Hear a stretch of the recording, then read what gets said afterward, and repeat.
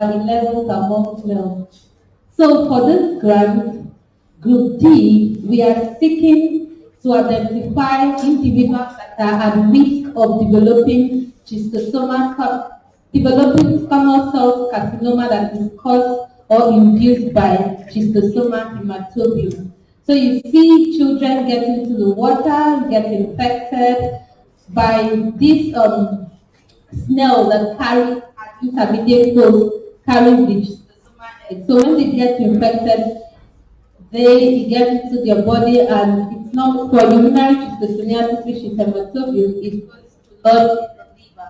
During the process that this egg tries to get into the liver, it sort of the linings of the cells and then it could lead to other bladder pathologies and bladder cancer.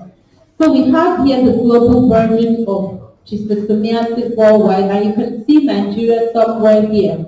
So for this color, it's about 10 to 24.9%. So we are still not there yet, despite interventions that are being done. People still get infected, and the cycle continues.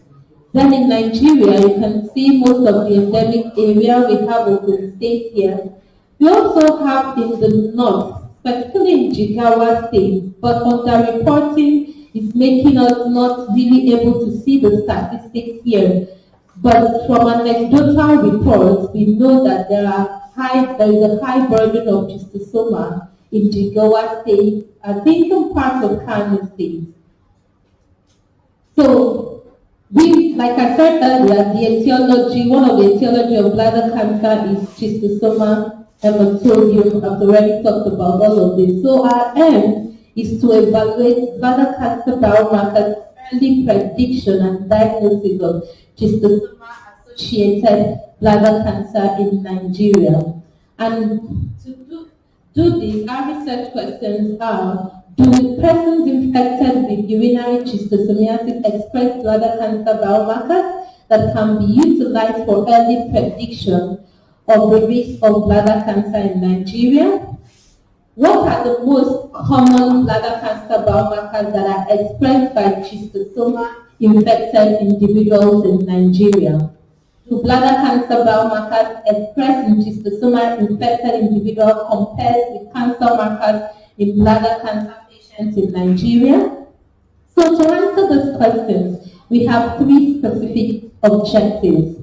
The first one is to characterize molecular biomarkers that are expressed among urinary schistosoma-infected individuals in Nigeria, to compare the biomarkers expressed by these individuals with bladder cancer patients and other bladder pathologies, and to determine the sociodemographic risk factors associated with the expression of bladder cancer biomarkers.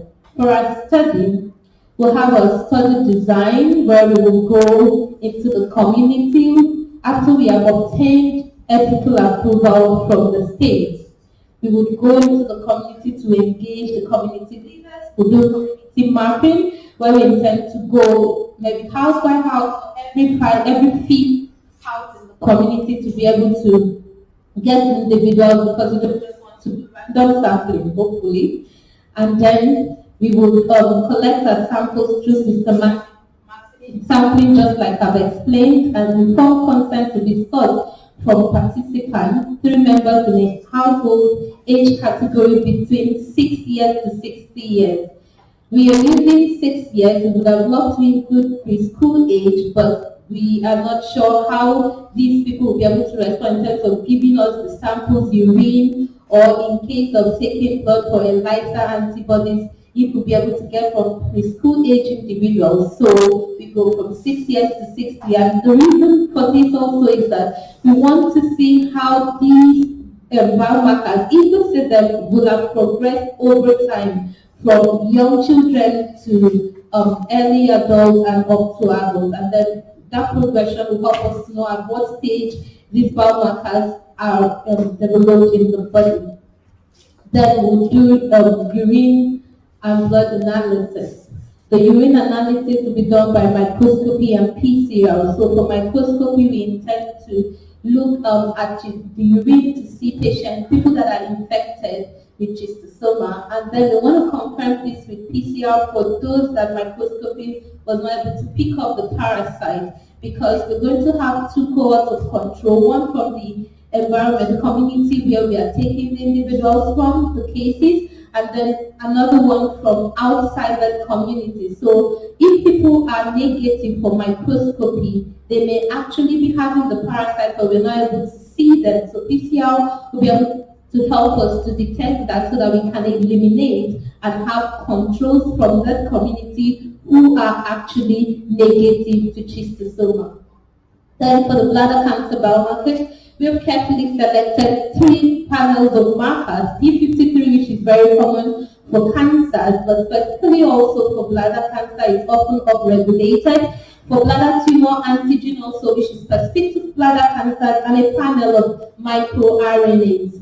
These are the panel of microRNAs we'll be looking at. Most of these biomarkers are specific to DNA repair mechanism, and we know that when there is a mismatch in DNA repair, it leads to genomic instability, and when there is genomic instability and the polymerase is not able to repair over time, what you see is the onset of carcinogenesis. So for serological analysis, we also use urine schistosoma monoclonal antibodies. We want to be able to see the level of antibodies in these individuals to know what level, how much I would say that is found in each individual that we are sampling. So for the P53, these are the methods we use sorry about that. How do I go back? All right. So for P53, we use PCR. So these are basically the molecular markers that we'll be using to do this analysis, and we are hopeful that we'll be able to sequence standard sequencing of applicants to see the mutations that may predispose these individuals to these biomarkers for bladder cancer. We're also hoping to look at a very small cohort of bladder cancer patients.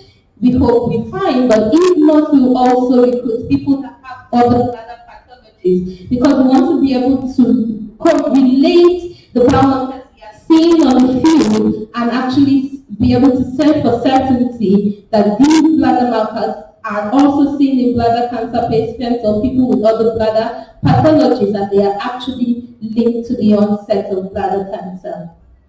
So we will obtain data, we'll be using questionnaires, so we'll input that into Microsoft Excel, we'll do some basic statistical analysis, descriptive, and then bivariate analysis, and all of these.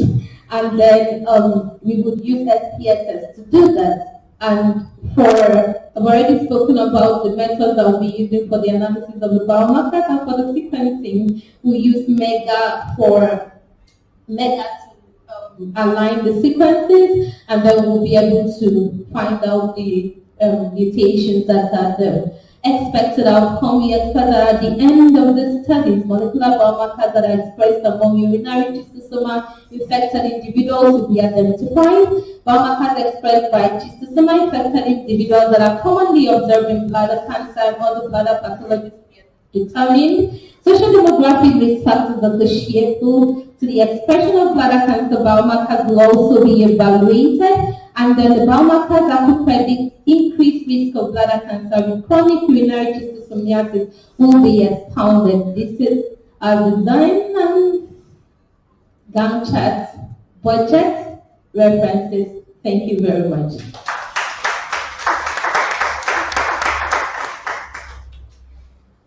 Questions? Okay. Are you sure you are going to go? No, I'm not going.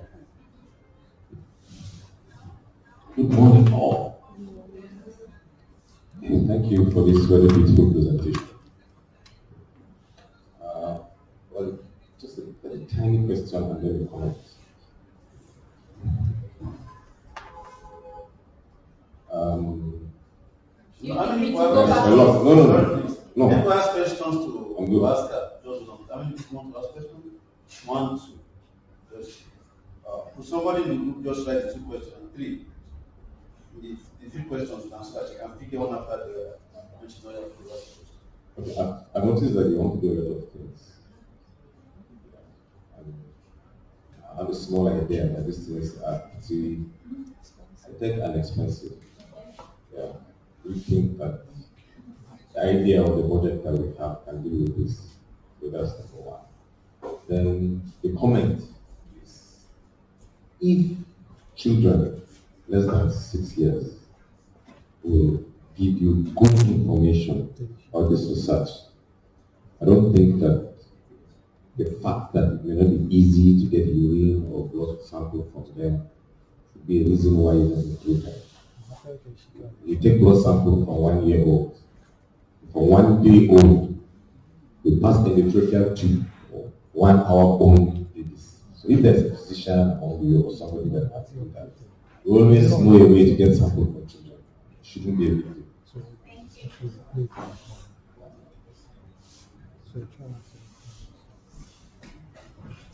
Good morning, everyone. Well done to the team. I just have 2 comments. From your presentation, for the quantitative you are going to do, what's your sample size? I didn't see it there. And then you also mentioned your sampling technique is not very clear. I just saw that you say you are going to do systematic sampling. And what I saw there was the mapping. It is not, I think you have to stratify. You have to make it multi-stage first. You have to Make it multi-stage. Can you be more explicit?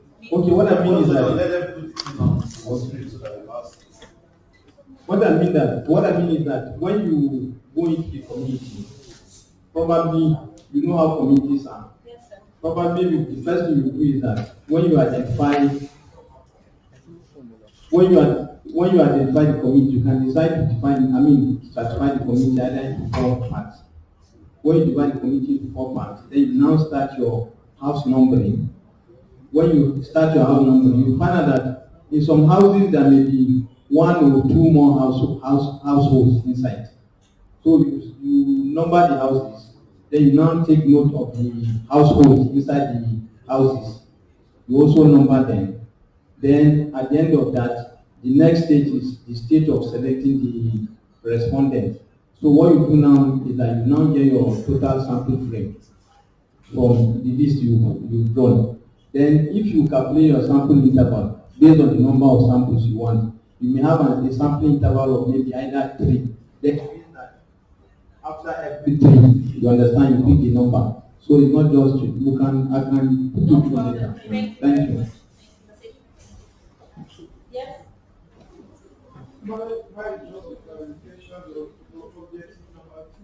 Let's have your mind. I'm not clear with the That's number 2, please. Yes. I just want a clarification of the compare the biomarkers expressed by schistosomias affected with bladder cancer and other bladder. Okay, thank you. I'll start with you. So, note for the first objective, we're going to characterize the molecular biomarkers that are expressed in schistosoma infected individuals. Now, we are also going to recruit a cohort of people with bladder cancer and other bladder pathologies. So, like I explained that we want to see if the biomarkers we are seeing in this schistosoma, we are actually also seeing it in bladder cancer patients who may have been infected with early with schistosoma or who may not have been.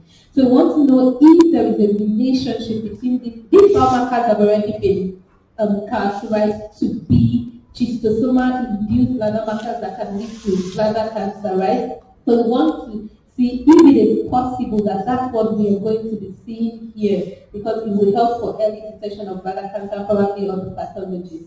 Now for the sample size, we are looking at about 150 with 3 cohorts that want to use. So 50 schistosoma infected individuals who live in the endemic community, 50 people who are negative for schistosoma who also live in the community.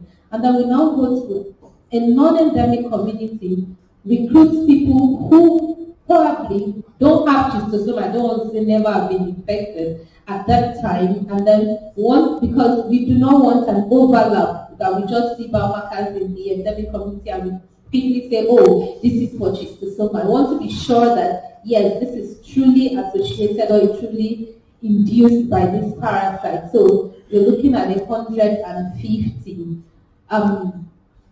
Sorry, Dr. Joanna, what was the question? Okay, budget. Oh, people, yes, you're very correct about looking at doing all of these. And fortunately for us, there is no real overlap in the objectives. So if there is anything that cannot be done, it's not going to affect, but we will look at that and re-strategize. Thank you. Answer your question. We will look at it. Should I give it the question or the answer? Is it question or you want to respond? Okay, yeah, we can back and respond. Okay, thank you very much. On the sampling techniques of multi-stage, there is difference between systematic that we are doing and multi-stage. What you have explained is systematic, and that is what we plan to do. When we are doing multi-stage, we must have at least 3 stages of making a choice, and those stages must be randomly. But we don't intend to do multi-stage. No, I'm coming, sir. We intend to go to the community. Then, after we have completed our sample, we get our end, as you have said, if it's third house or fourth house. Once you get to the community, just randomly choose a starting point. Once you pick this house, you know that if it's 3 you are using, the next 2 households are disqualified. Then you go to the next one. That is purely systematic. And that is what we intend to do, not multi-stage. Thank you. Maybe you don't understand what I'm saying. When you go to a committee, you want to select. What you say, you are going to number the houses, find and put. But in this environment you are going, you find that in a house, there may be more than one household. House is different from household. We are using house. Yes, when you go to a house, you may see, especially in a traditional setting, you may see a house that the father is there, his other children are there that are married, they have their own household. Yeah. So you understand? So you have to take that into consideration. And then you decide, is it each one person in each household you are taking? If it's one person, in a house in a household that is home, if there are 3 people that fall within that you want to sample, you use random sampling to pick one again. So you understand? Household is different from houses. So what you have described is systematic, not multi-stage. What I'm saying is that this systematic is for you to get to where you're going to. You can, okay. Please let her respond. Good morning. Thank you, sir. From our slides, we said we'll do a community mapping and household enumeration. When we do that, we are going to get our sampling frame, and it's from that that we're going to be able to calculate our sampling interval. So we actually want to go straight up direct. We want to just do that. Once we enumerate the households, we just have the number and then calculate our sampling interval instead of doing 1, 2, 3. It's correct. When you go to a household and you have 3 people that are No, at that point we're going to do simple random sampling to pick one. Yes. If we make 3 eligible adults and we need 1 per household, we do simple random sampling to pick one. That means it's staged now. It has left. It has come to. Is that to get to a multi-stage? But you don't 3 levels. You have a statistician here. You have a statistician here. Okay, let me just say something. I was in ideas survey and they did the movie. And we used multi-stage. But in the multi-stage, it's a cluster that we took. And usually a cluster is like 80 households. As he's describing, a house, in one house, you might find a father with his kids, so his grandfather with his wife, and then these kids now have their own wives and whatsoever. So in one house, you might have like 5. In fact, there is one village that we went. The traditional ruler has like 7 or 8 boys that are his children, and all of them are married. So in one house, you might meet almost 10 households. And so the simpler way in multi-stage is to do a cluster. Just take 80 households. Hello, let's do some. Let's do some. If you want to go to each household and go put there.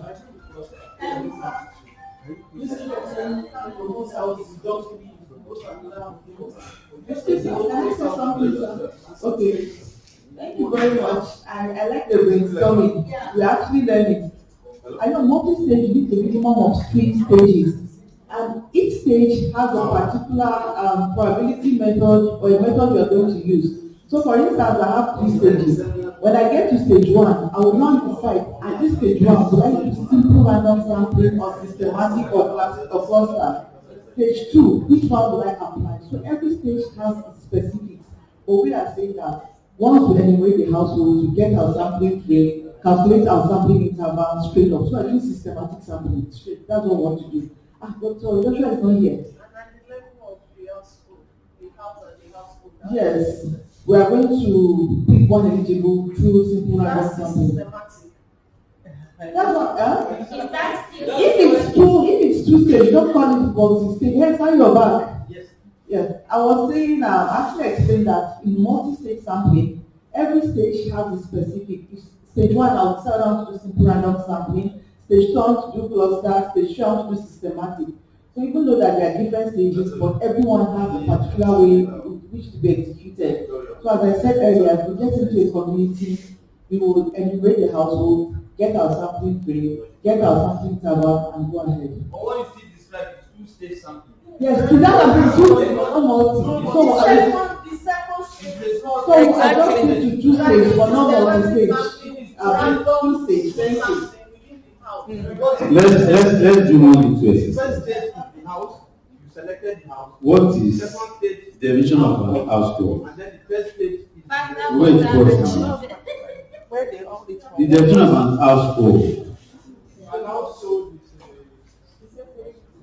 when you have a situation where Please, let him have it. you have Hold on. you have a group of Let's all of us will talk of household.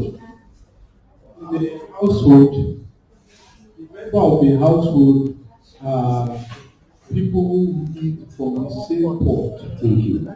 So you have a situation whereby, like what the doctor described, the family with different. They have their head of household, the husband, they have about definitely all of them will be cooking differently, and then you have the father Assumption. No, most of the time. no, you have What you meet, you will decide. the husband Is that- and wife, and they are Definitely, you know it's possible that those boys that are married in that man, the man still they want to control and feeding everybody. It's possible. Yes.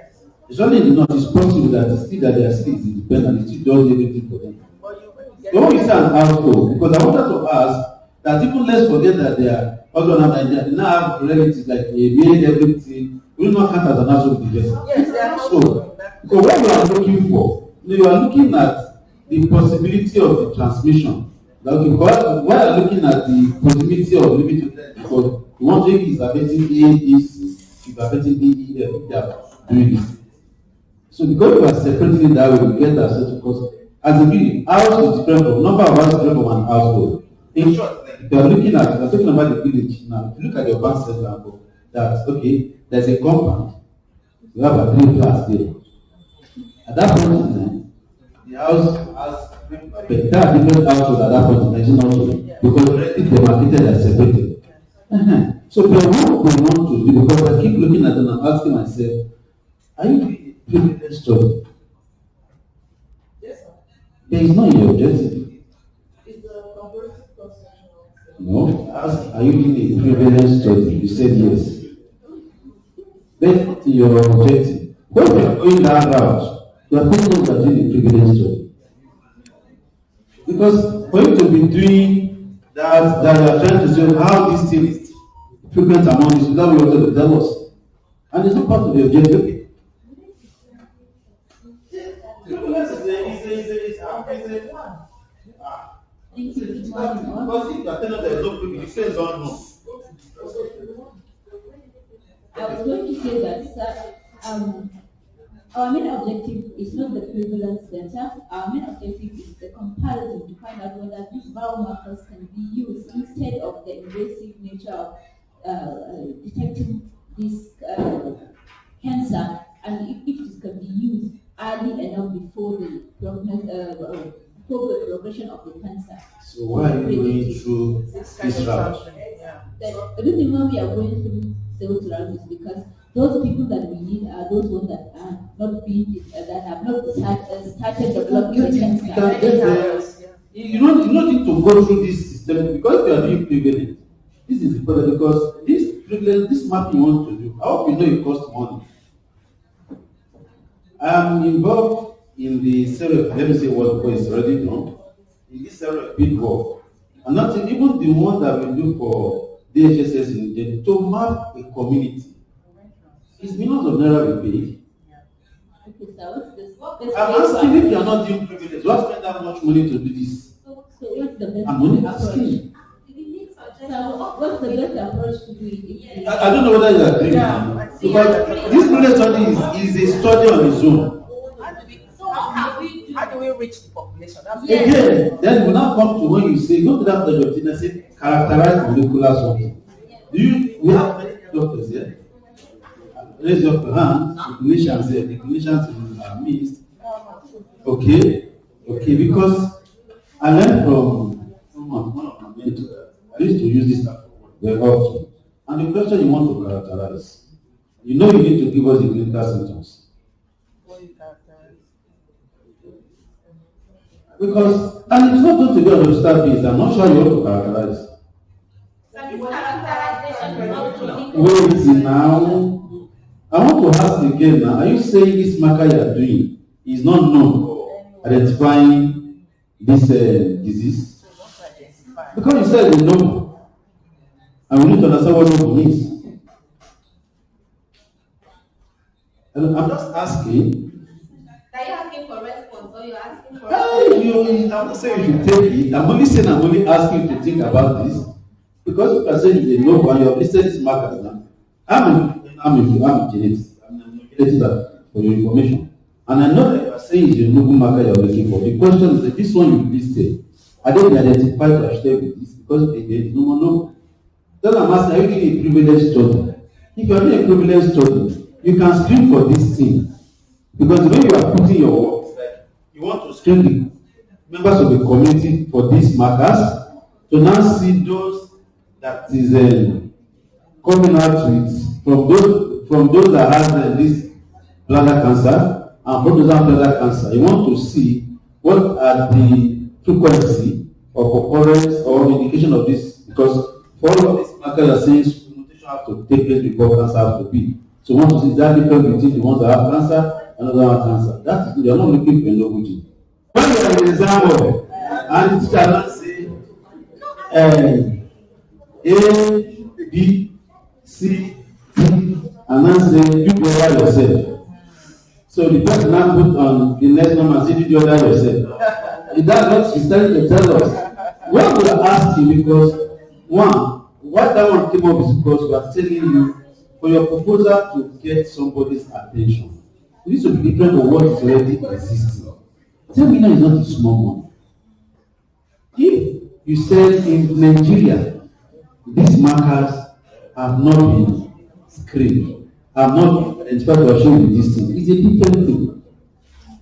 As I can tell, there are methods that you can do this for and get no genes from it.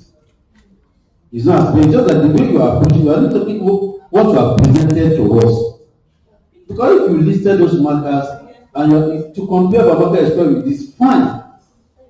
You want to consider Babaka, fine, but if you are characterizing, you can't tell me somebody, you can't, that's what you can't do, you must have a doctor. You can't somebody else to sumo bladder cancer by saying just because, are you saying this, go back to those markers, they are not present in people that doesn't have that disease. And you need to tell us the clinical, they still coming here because when you say characterization, you want to identify, you want to see particularly if somebody has cancer, bladder cancer. When you see this, you must know that bladder cancer exists. You want to back it up some other factors too. That's what we say here now. You're not allowing us to respond. I don't know what to say. Yeah, so for this biomarkers, I remember when we presented, like, because that's a bit of the confusion here. we had stated clearly that they have been identified to be associated with bladder cancer. But like you rightly explained, sort of whether it's been done, and we are told not to be saying this has been done here, it's not been done here. So this bladder biomarker has not been identified in Nigeria to be associated with whatever, if I'm correct, right? And then, why we chose them specifically, I also mentioned it when I was presenting. When you are looking at cancer hallmarks, you know that there are different cancer hallmarks. The most hallmarks that are associated with DNA repair mechanisms is one of the most fundamental hallmarks of cancer that we want to look at. And that's what we did to select. We've also got opinions and suggestions from other people here, other faculties, that because we were wondering, there are arrays of biomarkers, but our money cannot carry that. And we wanted to do proteomics, so we consulted and we're told that proteomics is going to also be way out for us, because proteomics would have given us like a broad spectrum to, okay, so this is here, this is up-regulated, this down-regulated, and all of those. But we can't, because we need, to do proteomics, we're going to need a mass spec from what we gathered, and we don't have LMD, MS at this point around, and it's going to be really high for us. So we now said, okay, which hallmark can we choose that will give us that which is most often found in oncogenesis, in onset of cancer, and these are any cancer, not necessarily bladder cancer. These are associated with DNA repair mechanism in bladder cancer, not just cancer in general. So that's why we selected the specific biomarkers that we are looking at. They are usually with DNA mechanism in bladder. DNA repair mechanism, yes, sir. Cancer is an established. Yes, sir. Yes. But we don't have it. We don't know in Nigeria how it's found out in Nigeria. Yes, please. Fine. It's something that is, that is doable. I'm not saying no. But when you are not saying no, if you are going to that opportunity, you are going to see, because don't forget standard sequence. I hope you know there is a targeted sequence. Yes, please. So you have a camera already designed. Yes. So you are targeting something. Okay. So, but when you say it's novel, novel means you are finding out, you are bringing something new up. If you have done an NGS, for instance, meaning that you have arrays of things to play when you come to the bioinformatics. Yeah. So we cannot be suspecting that, well, if it has been all this while, these markers, maybe through that, you look for the markers, can we accidentally come across something else along the line? That means you are bringing something that is not really linked with this out for me. Maybe it's a targeted sequence. If you are already targeting, I don't know whether you reason with me. How do you bring something new? You already know if you say any other thing what you are looking for. It's nothing.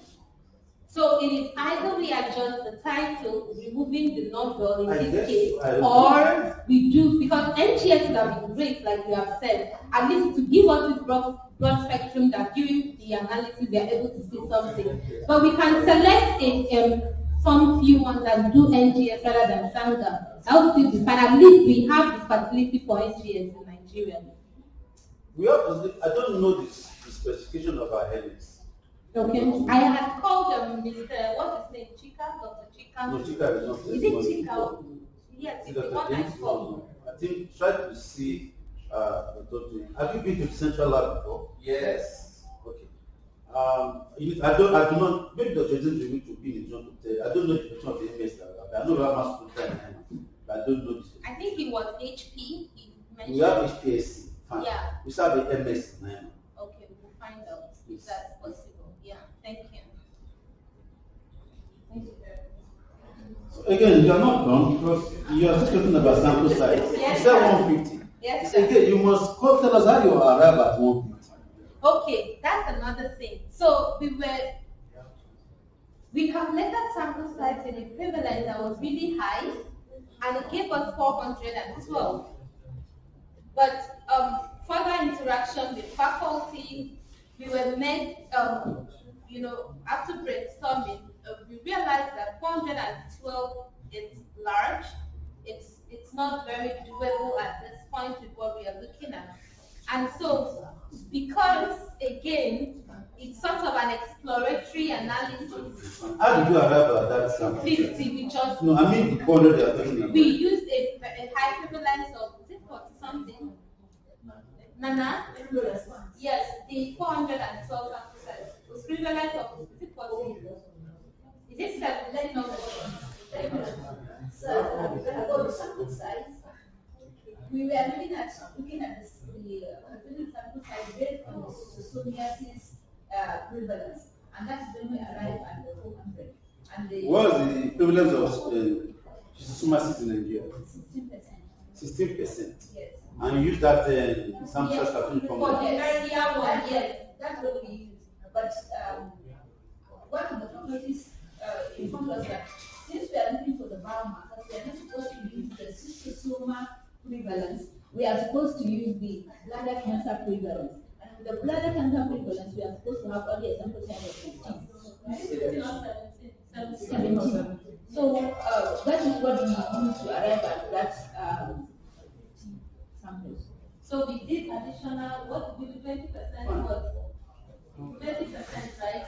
So that was how we arrived at 50 using the bladder cancer prevalence instead of schistosoma prevalence. I'm sure that schistosoma is that prevalence in Nigeria. That much. Yes, as what we saw in literature, yes. Very good. You see, what Dr. Joshua is trying to bring out, and my suggestion is do multi-stage cluster sampling. Okay. Averagely, we know about 80 households in a cluster. Just pick one cluster, go to that house, and most likely 300 to 400 in one cluster. An average of 3 to 4 people in one household, and multiply by maybe 80, and then you just go to that village and just sample everybody that is around. Simple. Thank you. We will look at since we are not really prevalent, so we may just do random participation and defend it. We are not using any formula. And this still has a question for us. They have answered so you were talking about bladder pathologies. Do you know that hematuria it's a snail monquois, it's a schistosomiasis, depending on the stage of the disease. Okay. I don't know how you're going to do that with other kidney issues. Yes, so you have to consider that factor too. Thank you. Sorry. Like it's However, you know you have to go and do the, you have to map. You have to go to that community and map it.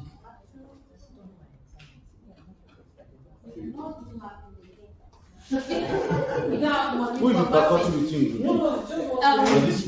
But DJ. You have not seen him. No, you said it was I was gone. planning Please because you needed to. There is a little confusion I'm seeing in this work. I need to be specific on what you want. Yes, sir. If the prevalence of bladder cancer is not established, it should be what it should be interesting for you to let us know. And then you can go there from the now that you now see, you cannot say again, take them to school, and then you want to see also that because I say, although this is let that go. Sorry, madam, can you tell us how your study is gender based? Getting more of the Thank you. okay, the week is 8 here. Talk about it's not about things of other but always observance.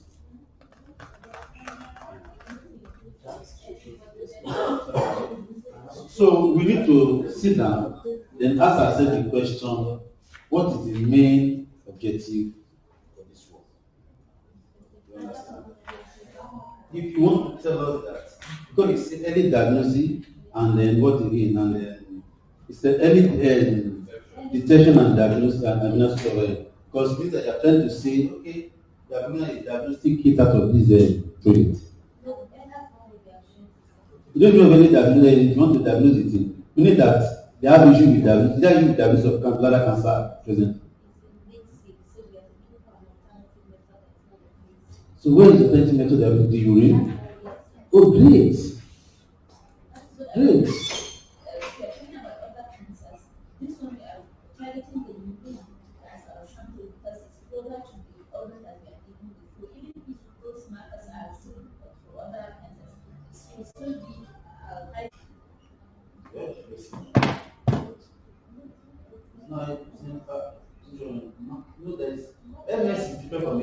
NIMR. There's an NIMR. I don't know the scale, but I know we have one. Please check because I know this. I know what it can do. I know we have an NIMR. That would be great because Money is not big. NIMR is a lot of money. You have to See, you don't understand. It's a lot of money. And when we discuss with him, You can still do what you want to do.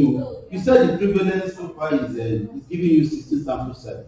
You don't need to. My colleague just got one of these NIMR grants here for seminar. All the sample is about maybe 60 something. This is not just what we are looking for. For us here, whatever data we are gathering is still like an exploratory study. For you to make an difference with genetics, you need thousands. You are going to 1,000, 3,000 samples to see is affecting 200 million people. And that should be gathered in a continuous manner because we don't have funds that give us the money to say do this at once. But 10 million is not going to sequence 10 samples. It's much more than 10. It's not that bad. no 10, because the sample is about $60, depending on how depth. And so what is $10 million in dollars now? So we can actually see I'm just saying, if you go there, so you know you have a loss of calcium. So calculate your sample. See again, let's not be afraid that my sample size is small.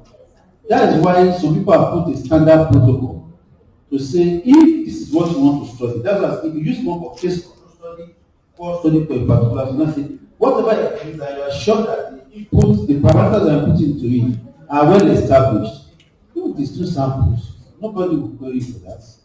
But again, don't forget that is the minimum sample number.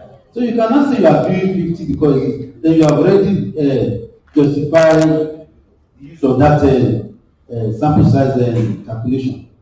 So there is a formula for everything. You don't have to be afraid that it's too small, it's too big. So long you have a justification for backing your process, so you are good. I think we need to just answer. The work is fine as it is. It's just that what are we driving at? That's what we want us to clarify. Okay, all right. Group 50 as presented. All right, we see now. Are they ready? Okay, all right.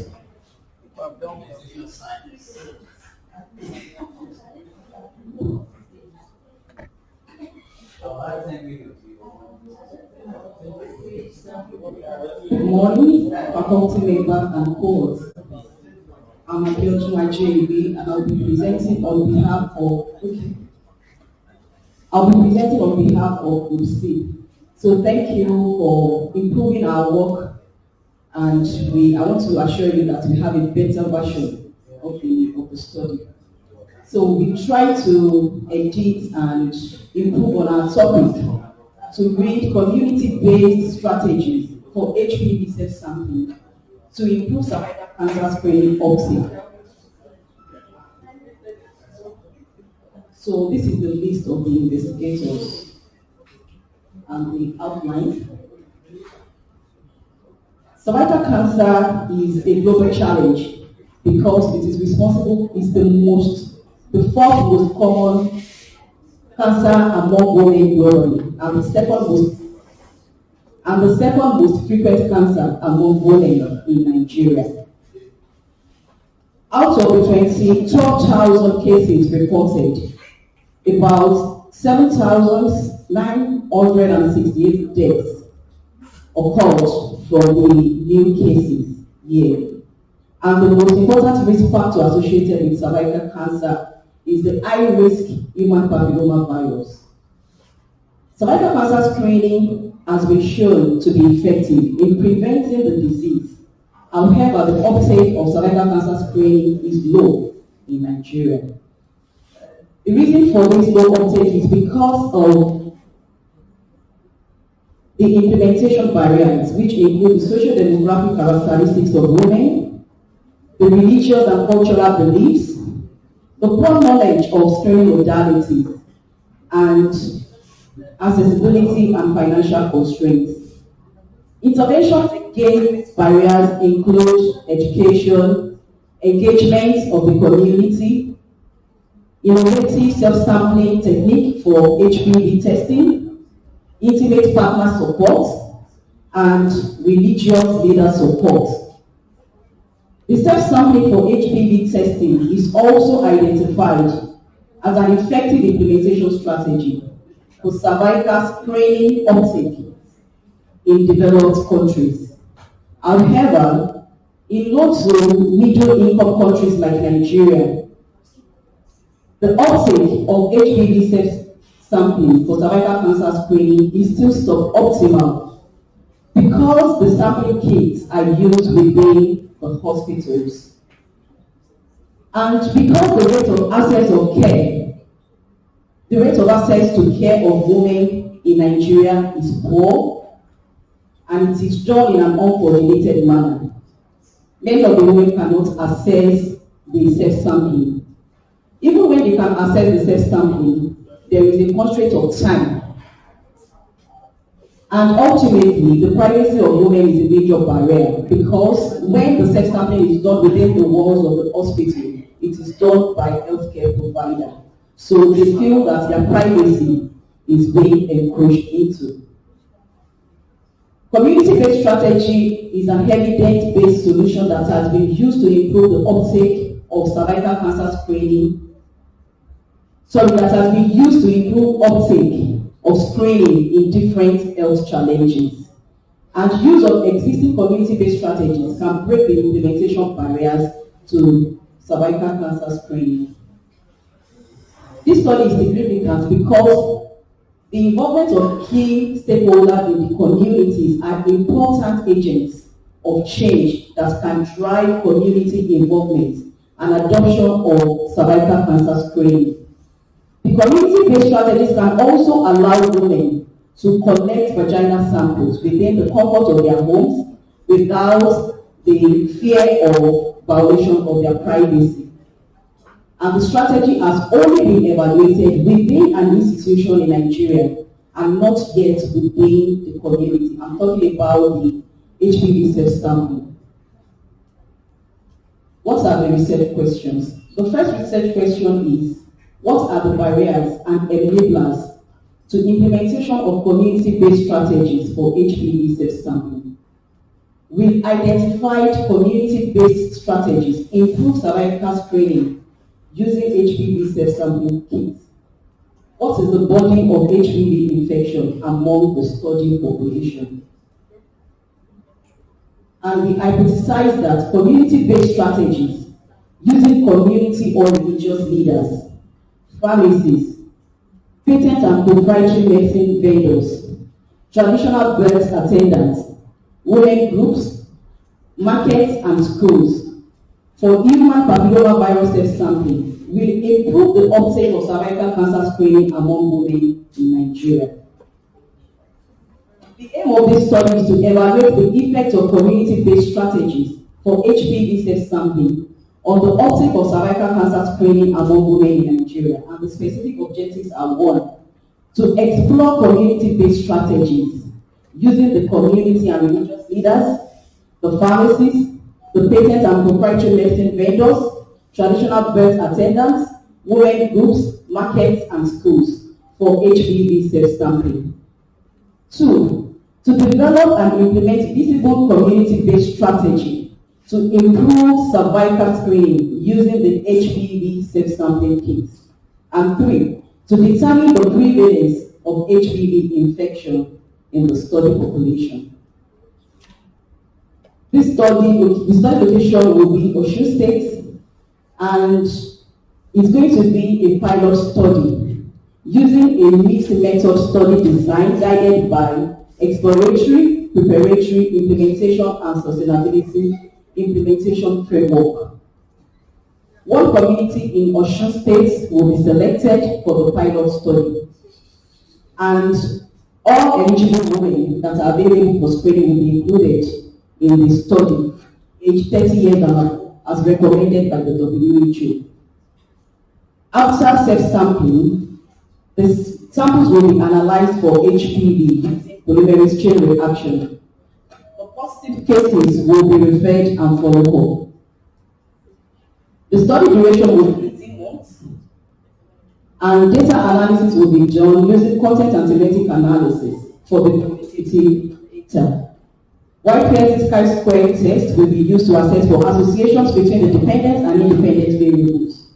For bivariate analysis, binary logistic regression analysis will be used to determine association between the dependent and independent variables. The level of significance will be less than 0.05.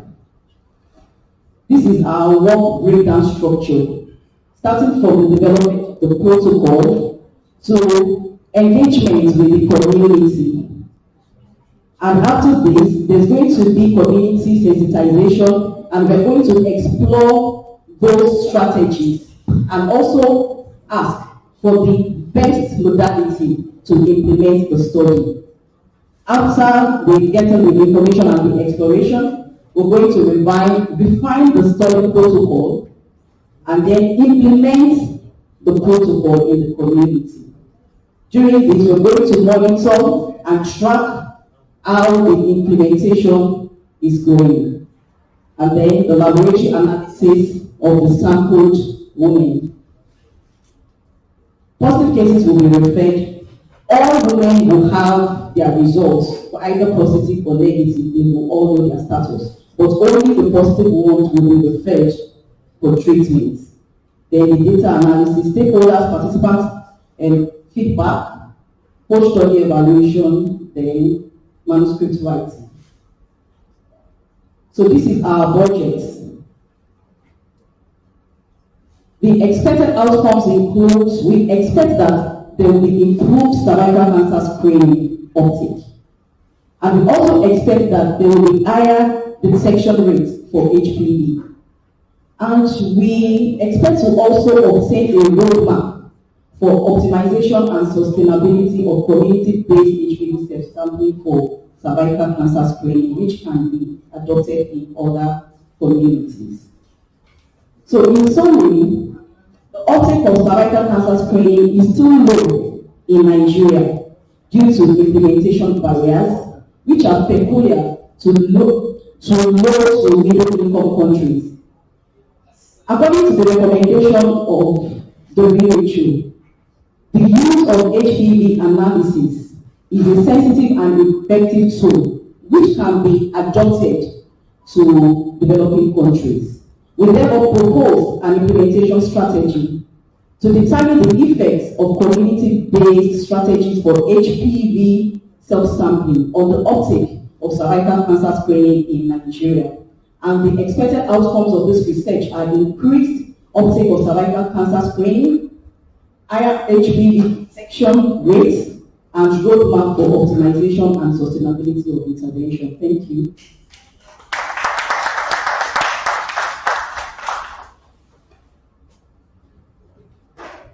Okay, questions?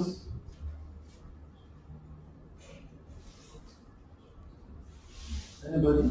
Yeah. Okay. What is the second one? I think I somehow missed the earlier part, but the work breakdown structure, I'm thinking, I'm not very conversant, I may be wrong, that you need, I think for each objective, you need to just break it down instead of going like this. People that know this thing. It's not supposed to be like this, if I'm very correct. Nana mentioned it, but she stepped out, so I think I'm doing that on her behalf. Yes, this was supposed to, I think for each objective or for each activity, you need to show, for each activity, you need to take it down instead of going this way. She's somehow right because the work breakdown structure is supposed to pattern the activities under each of the objectives. So we just try to use something like a flow chart, but I think we can actually just convert this to reflect the activities under each of the objectives. Thank you. Okay. Yeah. Thank you very much. Like I say, it's really improved. But I just want to see the objectives and then to see how, yes. So the aim of the study is to evaluate the effects of community-based strategies of HPV self-sampling on intake of now. So first, we want to explore the strategies for HPV self-sampling. Develop and implement feasible community-based strategy to improve cervical screening using the self-sampling kit and to determine prevalence. I did see this in your going forward, work breakdown. I did see how, yes, in exploration is at this level, community sensitization and engagement. During the engagement, we are actually engaging those strategies. That's the pharmacies, the PPMV, the strategies or structures. When we met with the faculty yesterday, he preferred we use a strategy that is a strategy. And those strategies have been implemented for other screening modalities and they are effective. So that's why he said we should not just stop at the level of pharmacy and PPMVs, that we should explore other places, structures within the community that congregate women. When we have pools of women, that there are better ways of getting to the women. So we prefer that word strategy instead of structure. That's fine. I think that was my conclusion, strategy and structure. Then secondly, when question to be clear, yes, I should ask okay. What and how do you intend to engage? Because when you say engagement, since engagement, what is it? What are you trying to tell us that you are doing? So just for the second question, the community engagement involves the researchers meeting with women and the stakeholders in the community at different locations where we can actually view, as in hear their view about the best way that we can provide this screening. They are getting closer. I have not told us what we want to do. For instance, we are going to have that's quantitative and qualitative. Yes, that's why we say method is. No, but you didn't state it all over. Now, did you actually focus on group discussion here? Okay. Yeah, so tell us which you are going to use to arrive at your. Okay, it is a mixed method approach, and the first to do is exploration, which will be purely qualitative. We will be doing focus group discussion with different groups in the communities to be able to identify the best strategies. She's listening to you now. Sorry. Can I just finish, please, so that it just happens? So after that, you then refine our protocol. So we are going to now identify the best of the strategies that can be used to assess the women easily, and that is what we are going to use. So for the HPV self-sampling, you mentioned earlier, you mentioned that it's not being implemented because it is located in the hospital. I didn't see your reference there. Please, maybe you just add that. But then after you found out the protocol, how do you get to the women? Because there's a disjoint. After that, then you now begin to sample and then have results. What is the link between this protocol that you've designed or developed and then the implementation? So are you going to go back into the community, get sample women and give them this sampling things within those structures that or strategies that you've identified? So I didn't see any link how you were going to recruit these women for the sampling going on. Thank you. And the recruitment will be done within the identified strategy that we are now going to use. We don't know the one we are going to use out of all these strategies yet until we do our exploration. So it's the result from the exploration that will tell us which of these strategies will be used. And once we identify that the recruitment will be done using that identified strategy. We're told specifically all through that we should desist as much as possible from allowing one objective to determine the outcome of the second objective. So that when you don't have... This is a sequential mixed method. We have to do one before we can decide on what to do next. That is why we say it is sequential. Our objective stands on its own. Wait, sorry, let me just understand what you saying. Okay. Are you saying you are going to the community to identify? Because go back to that workflow. It's not exploring. It's not complain because when you say community session and engagement, it means something else to me before until you mention focus group discussion, which is actually because I will tell you because okay, you already developed protocol. I'm saying protocol development and you need to define what this protocol means and what other study protocol define means. Because if you have developed protocol and submitted to political approval, you can't go to the field without obtaining an approval. So you've gotten an approval. You now start work by committee entry and stakeholders meeting, and then you continue with community sensation engagement. When you mean sensation engagement, to me before initially means that you're going to tell them what the work is all about, how you want to go about it, what they're going to benefit, how you are going to benefit. But now you told us it's going to be focused because that means that the research has started. But focus discussion is actually a work of its own. How you know that? So if you now get the question, if you ask them question, okay, fine, you go back. This protocol you have been finding, it works because are you saying you're not going to use that result of the focus discussion as part of the outcome of this research? It is part of our outcome. Maybe I should talk like this. When we do, you know where our problem is now? Yes, is that protocol refining that you have? Yes, it is part of. Let me say, it is part of exploration study. When you explore first, the exploration you do tells you what next or how best to implement that study. It is part of our results. Say the project is in phases, phase 1, phase 2. So that you will not tell, because you are saying, just want to go and hear something from them, and then you now hear it, you are telling us that, are you not going to report this? It's part of your study. So you have started the study at that point in time.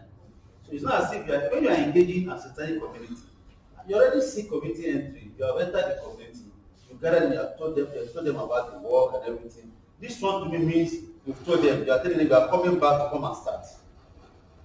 So at that point, I don't expect you to start the focus. When you say focus group discussion, I say, fine, it's possible engagement is also focus group discussion. But it's part of your work. Maybe we should put and say phase 1. Phase 1 stop at this focus group discussion. When you now get every information you need, you now want to streamline from maybe areas of strategies that you have run and now look at the most effective that you want to test and then test it. That will now be phase 2. And it makes your work like it is in phases. But now you are saying one is less important than the other one. Okay. Somebody else might be question. Yes. My first, I don't know, it's a suggestion. First suggestion is for things like this, are you not thinking that it's better you do in-depth interview? That's not focus group. No, focus group is different from in-depth interview. It's different. Yes. Now, why did I say if you gather 6 women and you are talking to them about want to share experience about things like this, they won't open up. Women alone, not men involved. Yes, women alone. On things, they will all tell you that no, I can take it everywhere. Why continue? Well, that's my thinking. I might not be correct. But I'm thinking that if you do with them one-on-one, you get that's the best interview. You will get more detailed and sincere explanation. That's what my view is. Now, let me this is now my question. My question how somebody is writing down this that you want to do, what actually do you want to achieve? Number one, do you want to promote that we can promote distribution of self-testing kits using this community-based strategy or protocol that you want? Or your focus is that we can do the test inside these community facilities? I don't know if you get the difference between the two scenarios I've created. And okay, is it your intention that you want to check if you can promote the distribution of the test using this community, what is it called? Community-based structure that you have mentioned? Is that your aim? Or is it your aim that we can actually do the test using this community structure? But because once we determine the one that we want to achieve of these two, we influence the kind of community structure that you are going to use. Like religious stakeholder something. If your aim is that we can do the test in this place, the women get their result, then we do the fire. Then the church or something might, except they have a strong egg something, might not be. I don't know if you get what I'm trying to say. So if you get this one right, if your name is to just say that women don't need to go to hospital, yes, you have been well documented that self-test is the best. But you don't want to say that you don't even need to get to the hospital with this specimen. They can do it at patient medicine store, they can do it at airport, they can do it with TBA, and if it is this, then you get referral. Is that the way? So that we know. That's my question. Thank you. Okay, that was your Okay, original. I'm actually with you, we are in the same group. So, Okay. We are in the same group. So, to also answer your question, this study, as you can see, we are using an APIS implementation framework. Exploration, P is for preparatory or adoption, I for implementation and sustainability. So the first stage is the exploratory, and that is what we are doing, which is the mixed study. So to answer your question, first is to talk to them, to find out these community strategies, can they be used? And if they can be used, how best can we actually use them? And it is when we take that information, we now go into the adoption of whatever we find, and when it's okay, then we implement. Of course, it's going to take time. For now, all our energy is going to be there on the exploration, mixed method, both quantitative and qualitative. I like your suggestion regarding using an in-depth interviews, which is fantastic. There are some studies that have been done here at NIMR where they brought all the stakeholders together using one interview. But truly, we can get a more in-depth information by, let's say, talking to people like this. Or maybe this time around we could do more than one focus group discussion. Sorry? Okay, so we can mix the two. Sorry, excuse me, you want to say something? She's a member of the group, sir. Okay, let her respond to my canal. This sample size. Thank you. People should learn how to do that. I think my concern is with the last objective, to determine the prevalence of HPV infection in study population. How did you calculate the sample size for that? And then, just the sample size, please. What's the sample size for that? Not that alone. The sample size for whether the focus group, They don't need sample size. they do. But that's last objective. To determine the prevalence of HPV infection. It's the whole study of the study population. And if it's just IVI with 30 women, how can you get that objective with prevalence of 30 women? It's not 30, it's 30 years and above, not 30. Yeah, so okay, what's the sample size? It's all eligible. In the community. No. So how will you do the prevalence? We are going to analyze the sample. They're going to test for HPV. For among They involve the people that participate in the study. So out of those women, the positive cases will be used to determine. Who are these women? Sorry, it's like, sorry please, it's like, it's like, wait, that most of the groups don't understand the importance of sample size. I remember they should bring my system. I recently applied for one, is it MR, NRC, one European and one UK grant. It's on TB and diabetes. And the only reason why they responded and said the only reason why it's not scheduled is because the sample size I'm putting forth cannot answer the question. That's the reason why they are not giving me the grant. What did you say pilot? See, you hear that they said these guys are investing. You don't decide what they invest in.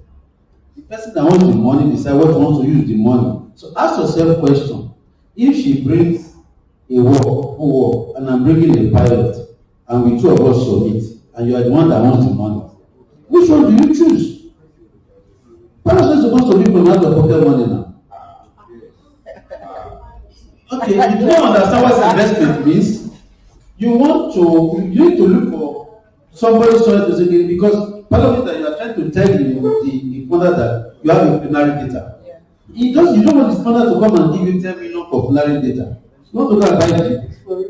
But even the preliminary, won't you need a sample size for that? No matter, that's what he's saying. Even with the preliminary, you can see that one saying, like for instance, if I gather something now and I begin to collect sample and say, okay, I have 50, and I want to show the person, I can say, that one, I can say, out of thousands of 300, I've been able to do 50, and then I'm seeing a sign.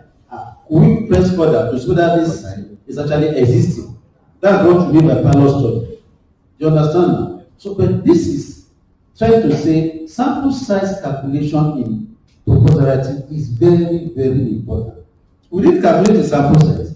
That means that the person, the incident that they wanted to, means that the person reviewing this thing know more about this subject matter and the sample. Also say that the sample size you are proposing, nothing is about it.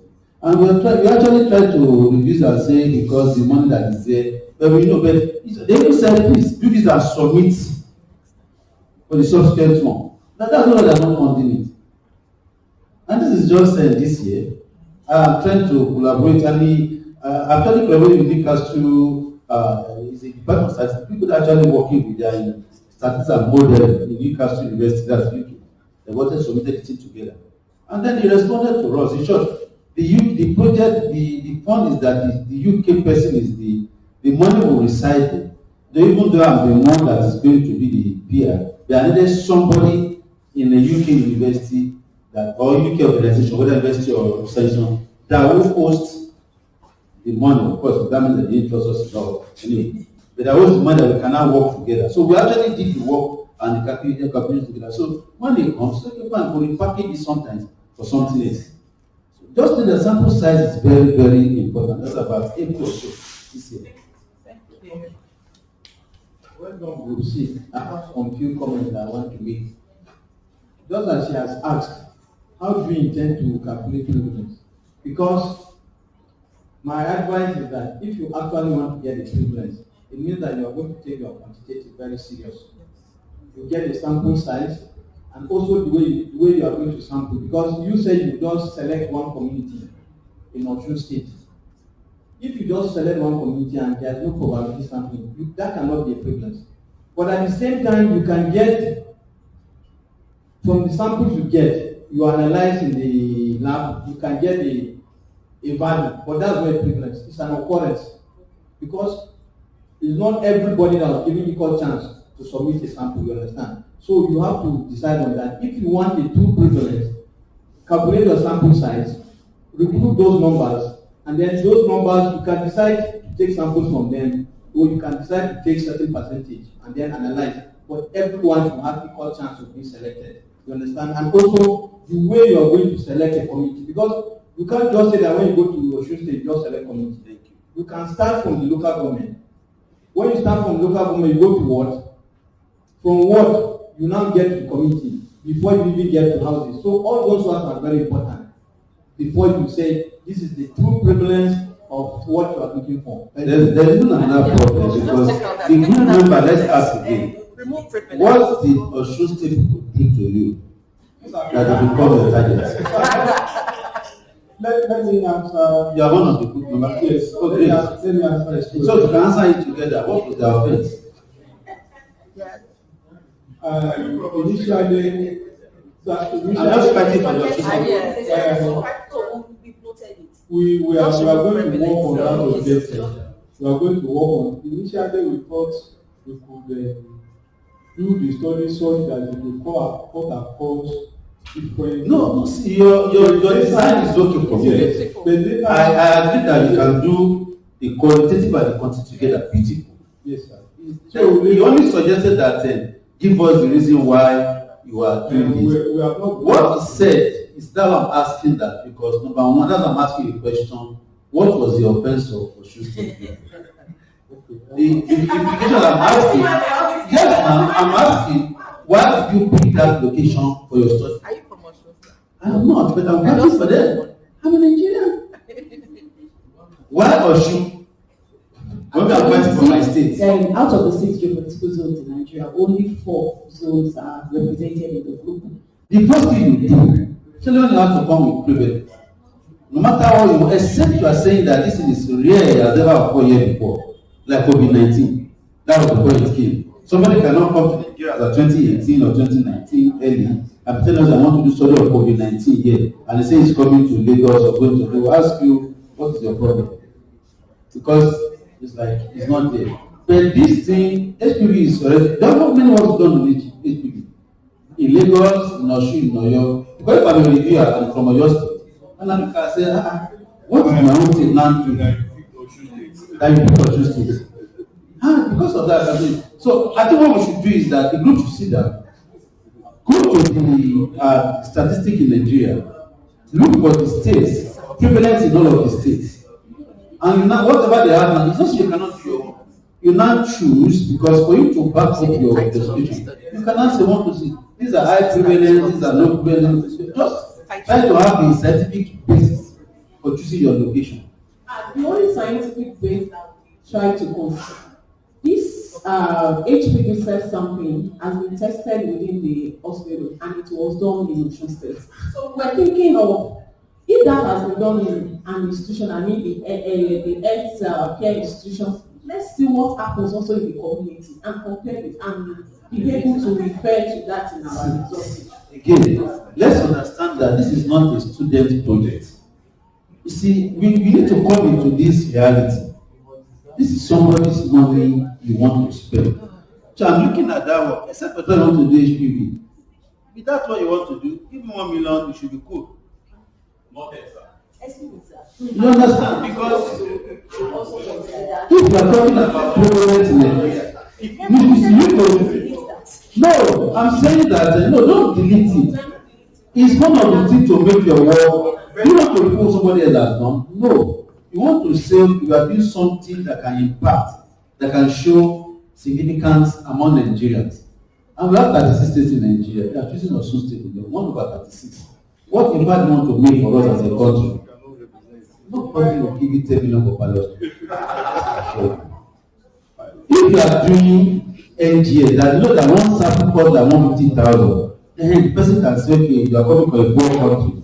Let them see what is going to come, because they actually need information from you, because they know our genes are so much diverse.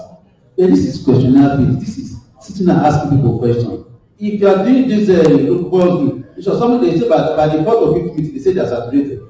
And then they say they do just 3, they can even record 3 people alone and say a publish. I'm just telling you that this is what happened. Look at the project you are applying for. It's not the one. It's a 10 million grant. You want to analyze it, you will sample.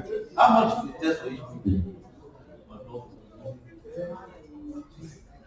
20, let's say it's 20,000. I think it's 20,000. So 20,000, what is the sample size? You don't even know what you want to do in the sense. And you think if somebody come and say, I'm sampling between 2 states to political zone, and you are telling me you are doing Osun, and if you are the person that is doing 2 states to political zone and pick Osun, even that political zone, I will tell us, because you are saying you want to look at prevalence, and even the study you are doing, you have to say, okay, is the condition or situation in urban the same thing with the rural? You understand? Because women are everywhere. You can't tell me because it happened in Lagos, it must happen in my village. It's not going to be taken. And these are things, and then it's not a student project. Do you know how much 10 million, what 10 million can do to you? No, that's what the thinking, when you are putting on your project, the thinking is how much do you want me to spend? But if you put a project of 1 million for a 10 million grant, you are already underspending their money. They won't look at you. I don't know how to make your budget to look that much. So please go back and privilege your design. I like it. Maybe when the design is good, but just think about, just think through it. But you can't do it in Osun State alone. That is not going to sell. It's not going to sell.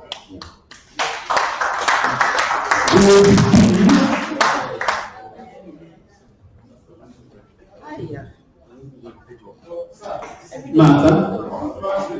Okay. Is there a crime?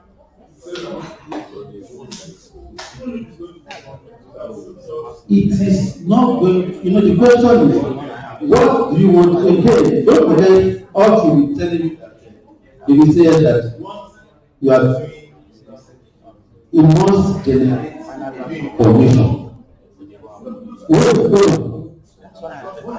Whoa. If government of Osun State give you a money to say, come and work, do something in our state different. This is 1, 2, 3, 4. You have less 4 groups now. Let's for individual that are taking of people out of 4 they want to speak to. And I'm asking you a question. It's not a crime, it's this way. You started from Osun want to do it. And I projected the same money. And I said I'm going to go to Oyo, Ondo, Kano, Kaduna, and I paid the same money, the same amount of money, and then presented. And then who is going to have the most and that was the position among us. No, we are talking about implementation research. Okay. Now, if you are doing something among small people, and with all that you have done, show that you did it well, and make the result to be convincing that this, because if you are doing 10, if it's the same amount, that means something is wrong somewhere. No, it's not going to sell. You know what I going to happen? If you bring your result out, people from my people will tell you that our culture does not take this type of an actor. What do you about that? You have to think about the diversity of groups now. I'm not talking about number now. I'm talking about when we are doing research, this kind of learning focus on whatever reason must have a national spread, must have a geographical spread, no matter whatever you are doing. So that's those things. Once it doesn't have any kind of spread, it is more, it will be thrown away, it will be dealt with. I said when you bring your outcome out, somebody from Kaduna will tell you this is not applicable to. For instance, the women in Lagos, they wear trousers. The women in Nigeria doesn't wear trousers. You can't tell what happened to them in Nigeria. Good morning, everybody. My name is Odunayo, and then my representative will be. I will be starting the presentation, and then Dr. Asira will come and continue with the introduction.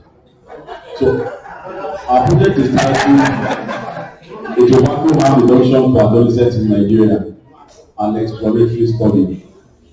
The TOR-NG.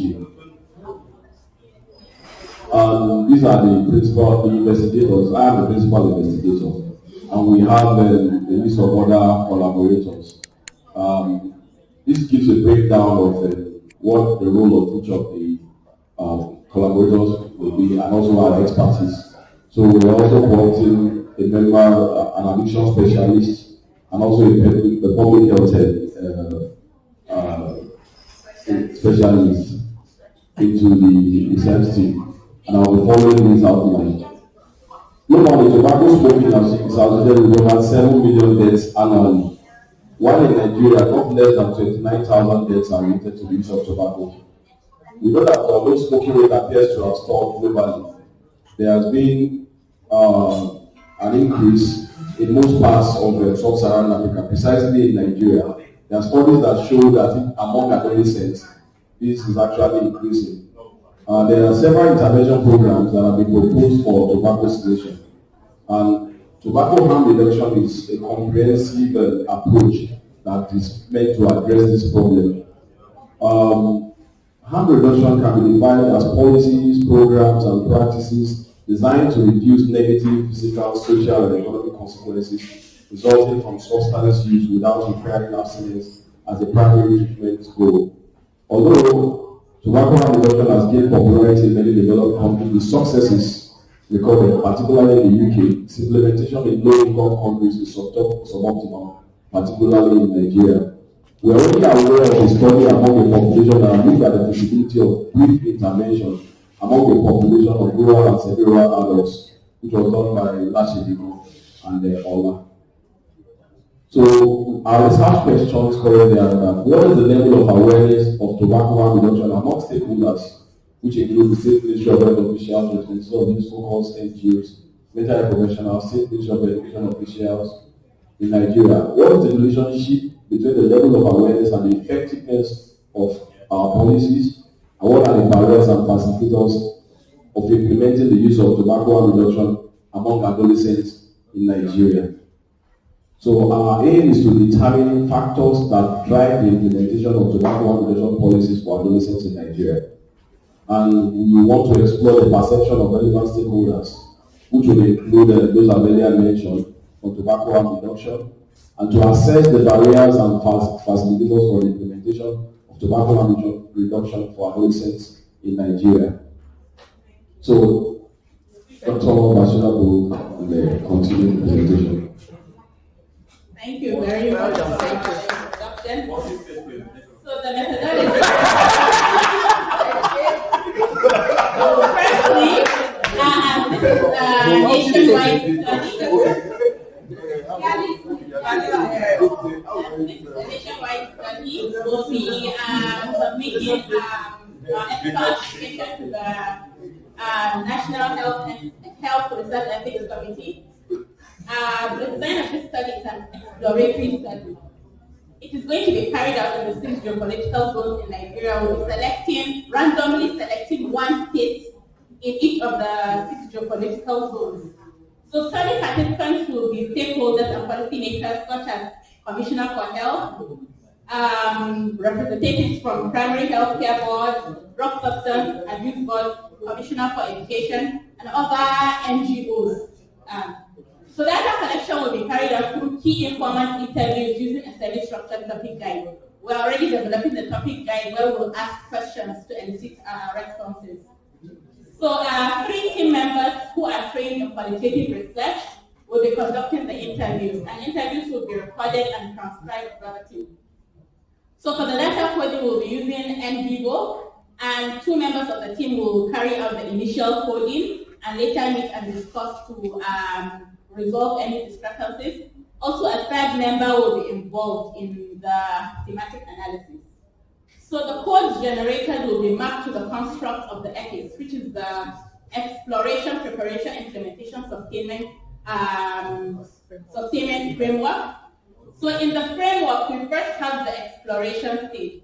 And the exploration stage involves meeting with stakeholders in trying to identify evidence-based practices. After the exploration stage, we move to the preparation stage, where we identify barriers and facilitators that impact on these evidence-based practices.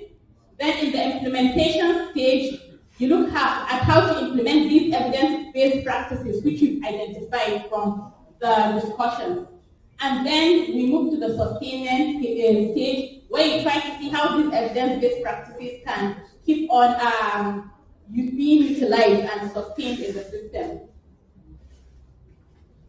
This is the work breakdown structure and tasks for this project. We have the timeline. We are still working on the estimated budget, but for now, 10 million naira. The expected outcome is we'll expect there will be an improved level of awareness of relevant stakeholders about harm reduction and tobacco harm reduction strategies, generate key strategies for the implementation of tobacco harm reduction, inform policymakers on the need to adopt and implement tobacco harm reduction strategies in Nigeria. And also, we expect that after this study, we will move on to for further studies where we actually do the implementation. We look forward to that. These are the implementation plans. When there's more money. There's more money. Where is the second mic? Is there one mic here? Where is the second mic?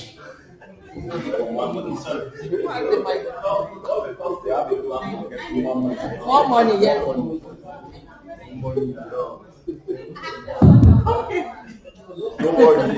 worry, you're okay. Continue. You're okay.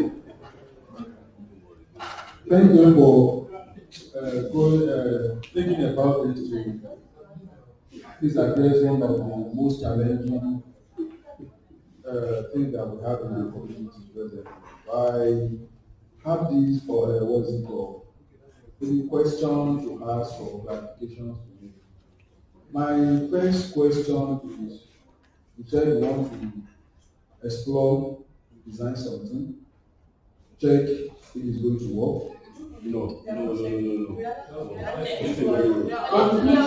means go back. That means you didn't convey the message. Has gone.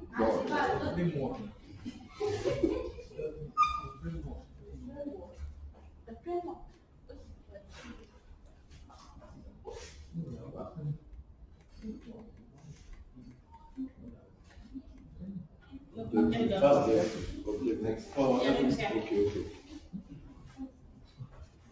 Those are objectives. Okay. You said you want to assess the barrier and factors facilitators for implementation of something they've not been using. Okay. Sorry, can you go to the wait, let him finish his question. Can you go to the topic? Finish your question. Can you go to the topic? Next one.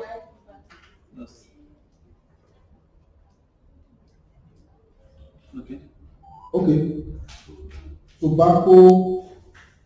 A tobacco harm reduction program for adolescents in Nigeria and exploratory study. Now, there's a program you want to explore about it, if I get it. And from your Gantt chart, because the first question I wanted to ask before is, how long will this take? Because it seems to me that you want to design something. From the cycle, you have a cycle where you do different pieces. And I think something about implementation is there. We are saying you are not implementation. Because for you, we know that tobacco is a strong addiction something. And for you to check if something is going to work or not work, I don't think what you can do in 6 months or 1 year to check. So those are just my Are you the coordinator? What we're using is an implementation-based framework. That is what we're using. And what we want to do now is going to end at us answering those questions that we are raising. And there is no intervention in this project. You understand? And it's going to be for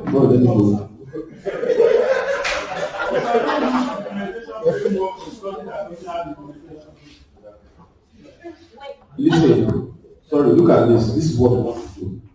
Our first task is to get the ethical approval. We will review the tools, then we train research assistants for the qualitative study, then we conduct the key informant interview, then which will end at final analysis and report writing, which will be the reports that will summarize all that we have been able to establish and will provide the information that we need about tobacco harm reduction, what the stakeholders feel is feasible, what are those barriers, and what are those facilitators that will have help or in developing it in Nigeria. That's where this study is going to end. Okay, thank you very much. But I don't think implementation will work.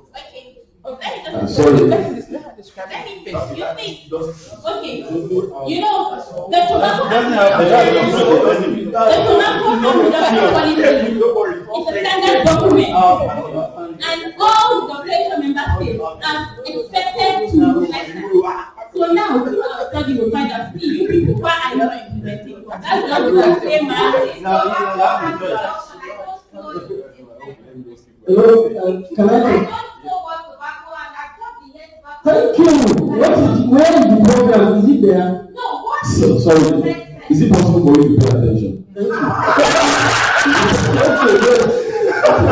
just pay attention. Don't give me 2 minutes. Don't 2 minutes of your time. Because I know a lot of people are talking while we're presenting. So please, it will what kind of I want something to do in this kind of program. There's the culture of academic excellence. Sorry. This is sorry, listen to our action. I'm going back to the background. We said culture. There is an increase in the use of tobacco among adolescents in Nigeria. And there is a strategy called tobacco harm reduction, which has been proven to be effective in reducing the use of tobacco among populations. Now, studies have shown that this is used widely in countries other than Nigeria. However, we found out that there is a study that have tried to look at the implementation of this strategy in a population in southwestern Nigeria, precisely in Ibadan, a semi-rural and rural areas in Ibadan, which was done by Lashidicom. And we went further to explain that that particular study, which we quoted, that was the last paragraph there. We now said that we want to know what the level of awareness of these strategies are among stakeholders. We are not even focusing on doing this among the adolescents. It's not an intervention.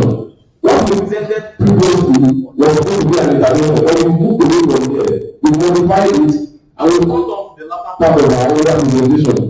So what we are presenting now ends at a 1-year program, which would end at us being able to put together all that we have found out to be able to prepare a document that will be like a protocol or manual to guide the implementation of the program reduction amongst the adolescents. We will not test it. We know that the program reduction strategy works, but we are trying to look at the context in the different zones in Nigeria, the cultural context, and those things that might, facilitate the implementation or the barriers that they are having. You might get to a place and will say, as a Christian, I don't think you should be using tobacco use their adolescents and say they should be using nicotine pouch. We want to know what are people saying, and why, what do we need to put it at the back of our mind when we want to implement this among students, among the young people in Nigeria. That's what we want to do. So our previous presentation included an intervention, but this will not be done because of the resources and the time that we have. The earlier presentation ended in 2 years. This one is going to end. The timeline for this is 1 year. And this is the breakdown of it. We have 9 tasks. The previous one we had like 19 or 18 tasks. But this one we have 9 tasks that we are accomplishing. And this is what we're going to do. And this is the timeline for each of those tasks. What is harm reduction? You still have not said. Okay. I needed to answer that harm reduction. I will just have one. Okay, the first question to ask is, you are exploring a program. Is the program there in Nigeria? Is there a tobacco harm reduction program in Nigeria? Yes, there are policies in Nigeria. It's just that it's not implemented. That's the only thing about it. So you didn't bring this out? It was there. It was there. We'll bring it down.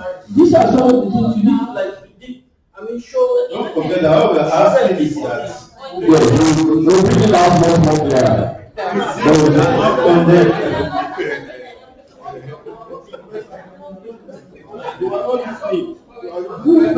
Can we note the corrections and not? I want something back out. Yes, I can. Can we have more house? Hello. Let's take our contribution to be constructive. So thank you very much for this presentation. Really, it is a problem.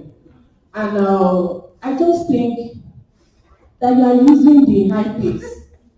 There is also a need to tell us that, as it is not reflecting, you are only explaining to us now, that this study is in stages or is in phases, and the phase 1 is what we are trying to do at this level.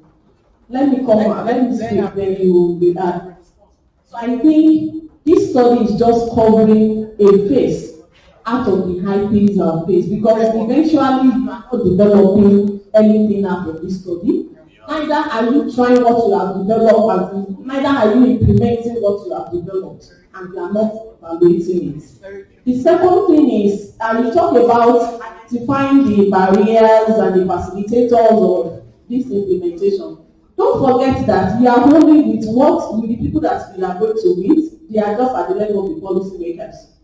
Are you not also thinking of, even if this is done, will the community accept it?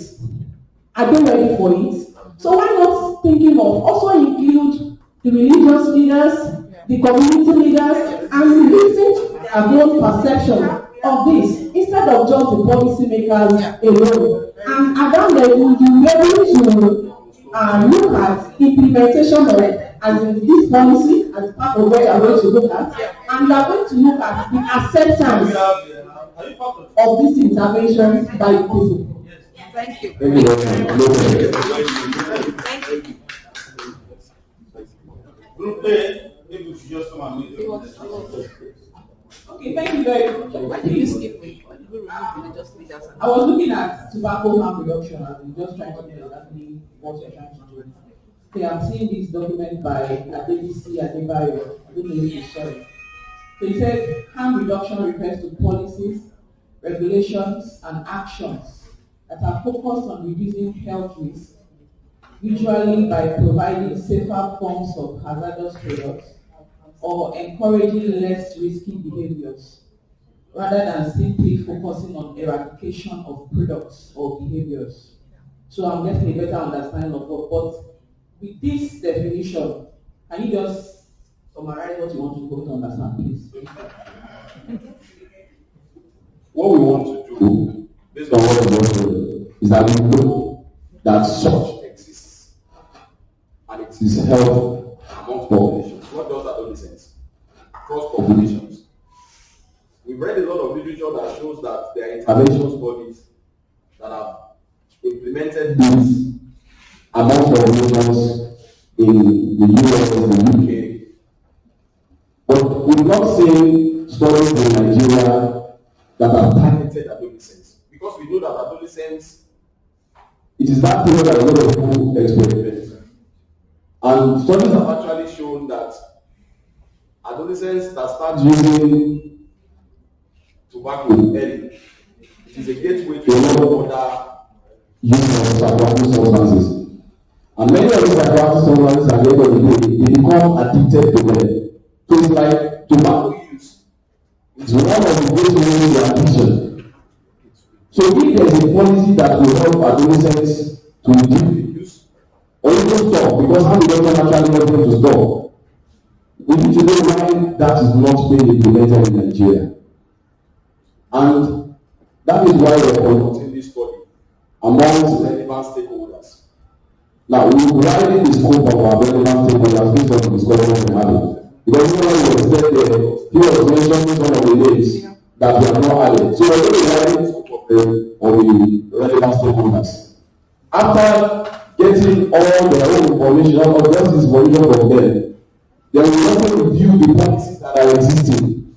Because part of the stakeholders will be addiction specialists who will also be involved in helping us to look at it from and from there we also will now be able to develop a kind of a model for implementation, bearing in mind the context of our Nigerian environment.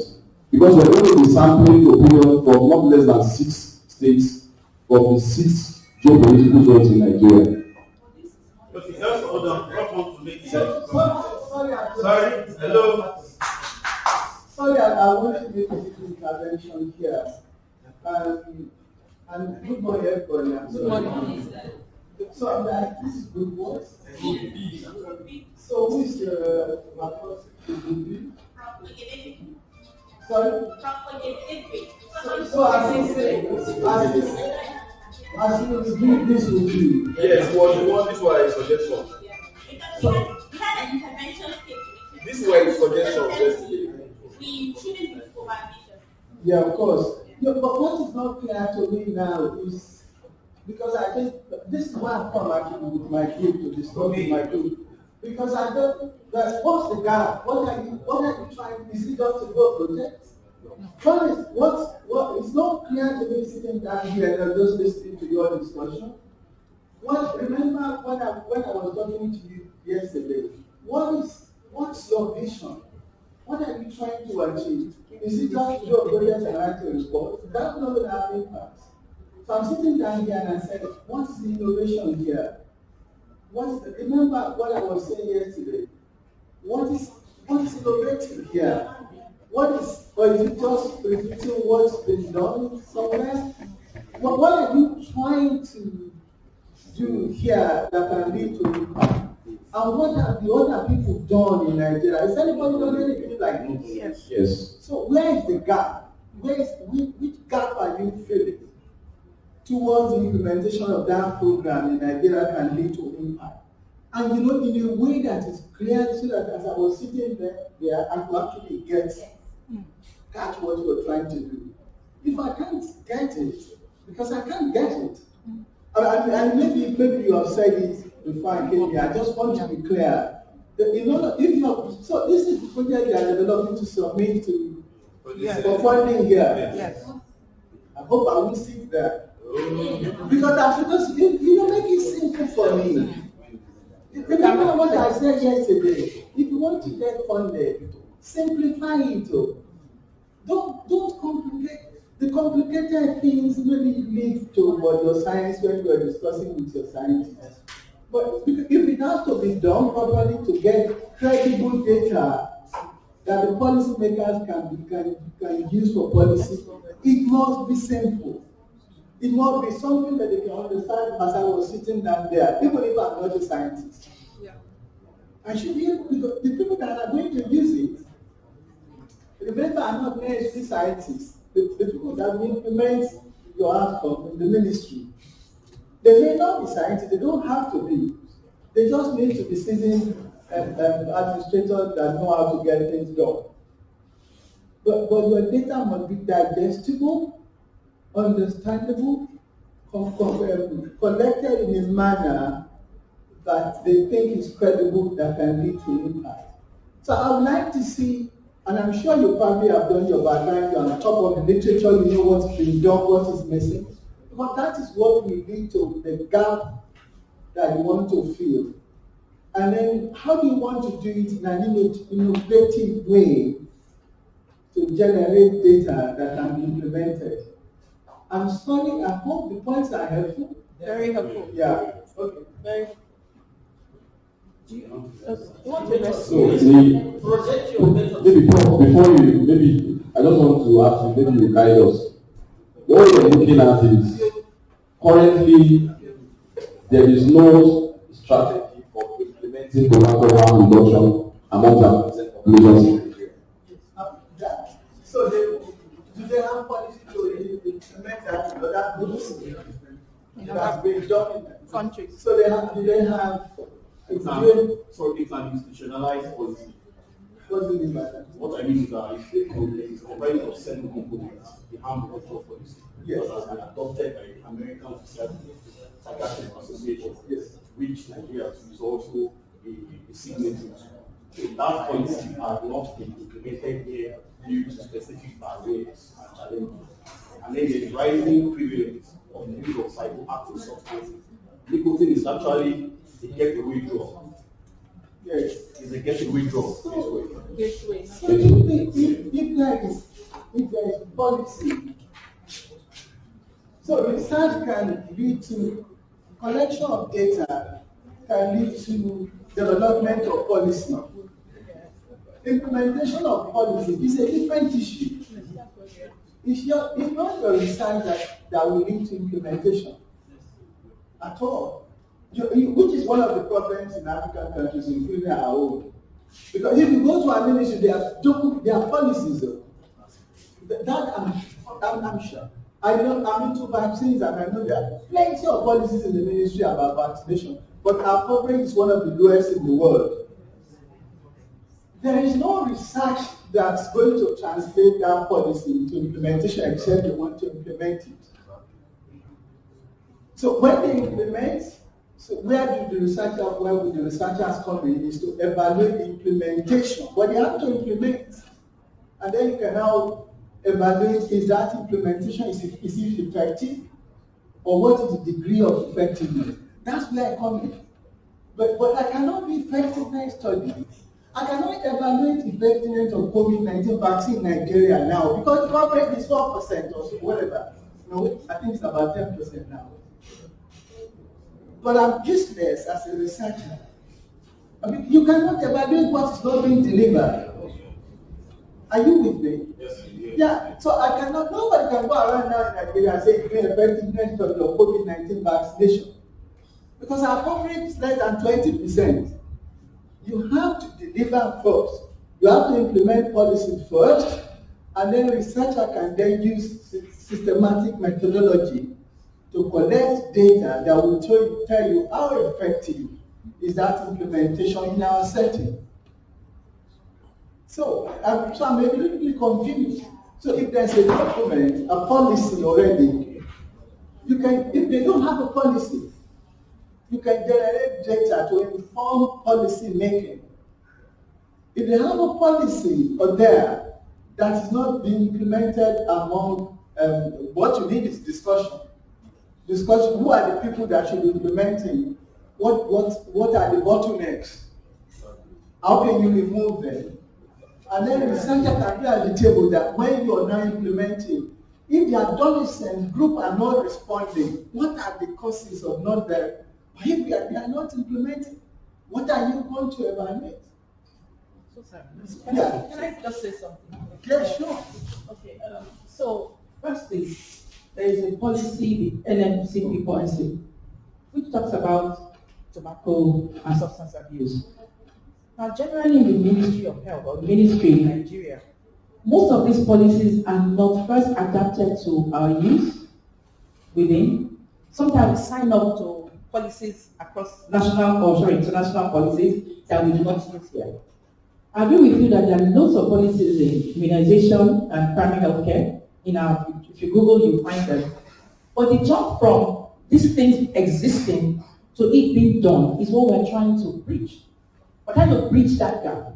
Because currently we believe that somewhere in Ibadan, that policy was used and we got results. That strategy was used and we got results. So why not see how much, what is causing, why is the ministry not going on? Or why are stakeholders not accepting? Or what are the barriers to this policy being implemented? That is the gap we're trying to do. I would feel that if we have that information, we should be able to push forward further for the implementation of that policy that is sitting in Nigeria, or at least probably re-strategize or change the method in which that policy is supposed to be delivered to the population. That is the gap we're trying to fill. So that's very helpful. So this policy has been implemented somewhere in the value. Yes, it was used. And was useful. Yes, it was useful. And was documented. It was documented. Published. Yes. Published. So what's the rate of acceptability or whatever? We had, sorry, I just need to confirm. Okay, but it was yes. good. It was good anyway. There were about 1,239 participants that were used in the semi-urban area and the urban area. And it was good. So that's encouraging to me now. So we have data about that. Yes, we do. Yes. So maybe what we need to do, but it has not been extrapolated. It's not been. It cannot be extrapolated because of the restriction in the population. Extrapolation is the wrong word. Yeah. I'm trying to use the word. What's it? Or generalize or scale up. Yes, so yeah, exactly. They've not taken. So you don't need a study to scale up. Particularly because you have shown it works. Yeah. What you need is discuss with people to go and put it down. We're thinking that. But what are you going to find out? We're thinking that Nigeria, as it is, we have different cultural differences, political differences, whatever differences that exist. So we're trying to. But they've not done it. They've not done it. But when they did it in Ibadan, it was accepted. Yes. They were successful. Yes. So, because if you send that to me to review, this is what I'll be thinking. And so, I will just feel, come on, go to the field and do it. Because what you need to do, madam, is to go to these other places now. And then see whether they are accepting it the way they accepted it in Ibadan. That's not a study. That's not a study. That is what you can do is get into that team, a researcher, implementation study. And as they are implementing, ask questions. Are they accepting it? Are they refusing it alongside? But they have to implement it. And then you can investigate how that's going. Because you are going to find it difficult to find funding for the question you are asking. So, Prof, I think our major issue was we started with first finding out, doing an FGD with the stakeholders to know what they think about it, and including the adolescents. And then we went on in our first proposal to go on to implementing it in all of these geopolitical zones. And that was the initial project. Along the line, we were told that, I mean, that was huge. It would amount to so much money that why don't you, and then it was also built in a way where we thought, or we designed that the first phase would help us go on with the second phase. We were asked to kind of remove that in our heads, try to ensure that each objective stands alone. So in trying to cut down on our costs, on our expenses, we decided to take out the intervention aspect. Originally it was an interventional study. That was it. You know, because I don't want to, I don't want to interfere with whatever they are asking you to do. Yeah. But I'm just saying, if I were to be reviewing things for funding, I would have issues. And I think what Professor I guess what he's trying to say is that you are not supposed to be intervening. So maybe it's the ministry or whatever it is in that way that should do the intervention, because you should have funding for intervention if they want to implement. So that should not be the funding for the research. The research is implementation research to see how are you implementing that. So that's like a third party now, isn't it? Yeah, you want to see the effectiveness of the implementation in different settings. Is that the question? I think the issue is that there are two things we're looking at. Yeah. The first one is us having measured outcomes of whatever we want to do. And the initial plan, the initial proposal, was actually to aim at even testing this intervention.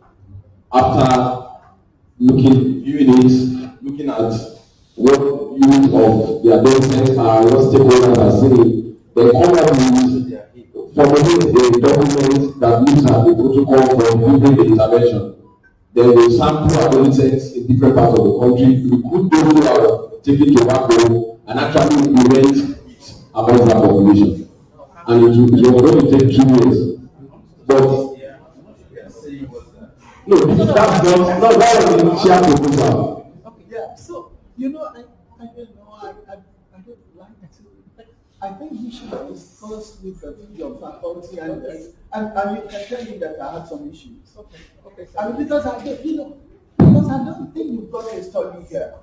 Like the one I was explaining to you, and my expertise is in evaluating vaccine implementation. I've done that all over. But I don't have a study if they are not using the vaccine. Yeah. Because I cannot evaluate what they are not implementing. Yeah, are you getting my point? Yes. So okay. You are saying I cannot tell you what to do. That's fine.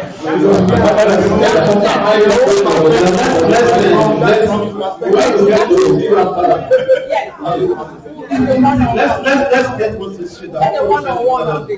We'll be here for 3 weeks. Yes. Now. And then we'll not be able to have this conception, the conceptualization esprit to say.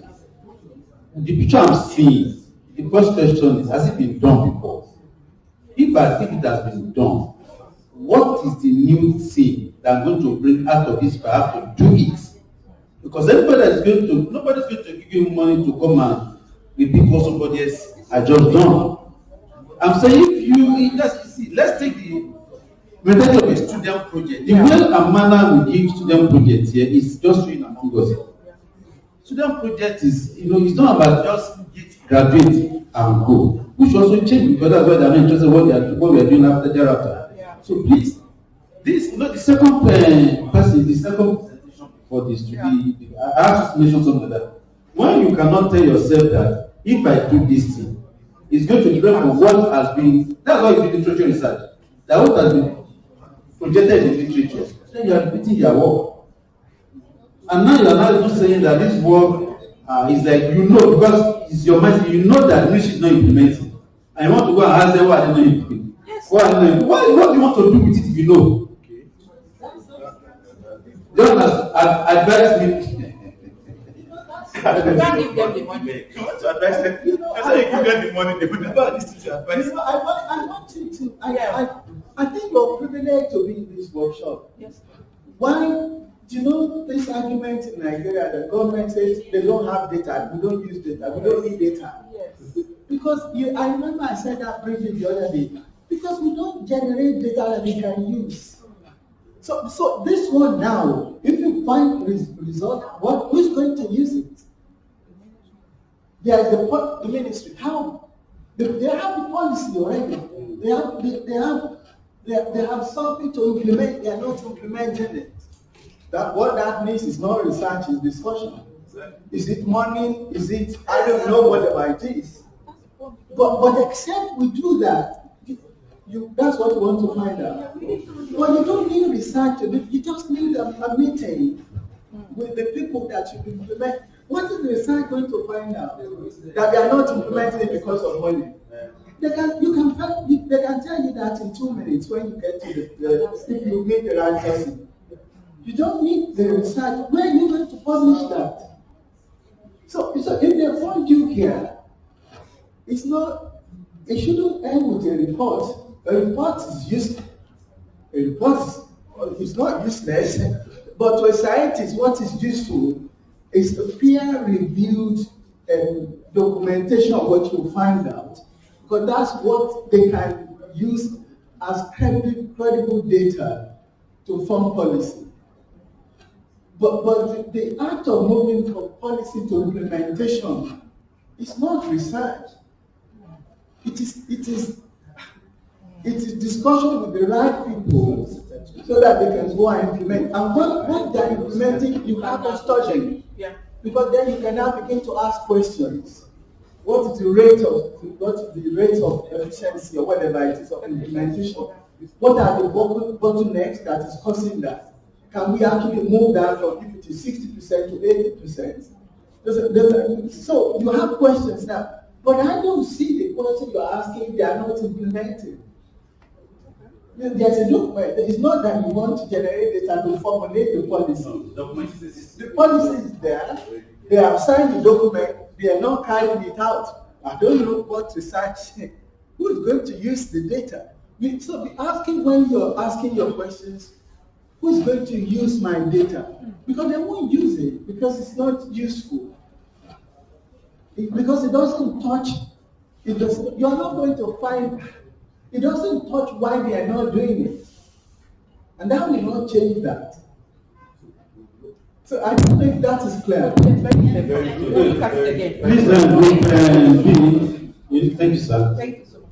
Please, let's give program back. Yes.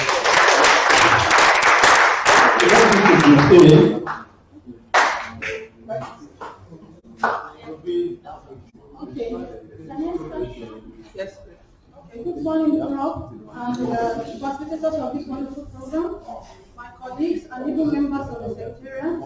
My name is Oniye Adesola. I'm representing Group A, and the title of our proposed research is Molecular Epidemiology of Monkeypox Virus in an Endemic State in Nigeria, a one-off approach. We have made some adjustments of this research lately, and your constructive contribution will be highly appreciated. Thank you. Okay, these are members of the group, and I'll be guided by this outline. The monkeypox disease is caused by the monkeypox virus, and this virus is a double-stranded DNA virus that belongs to the octocovirus genus of the Poxviridae family.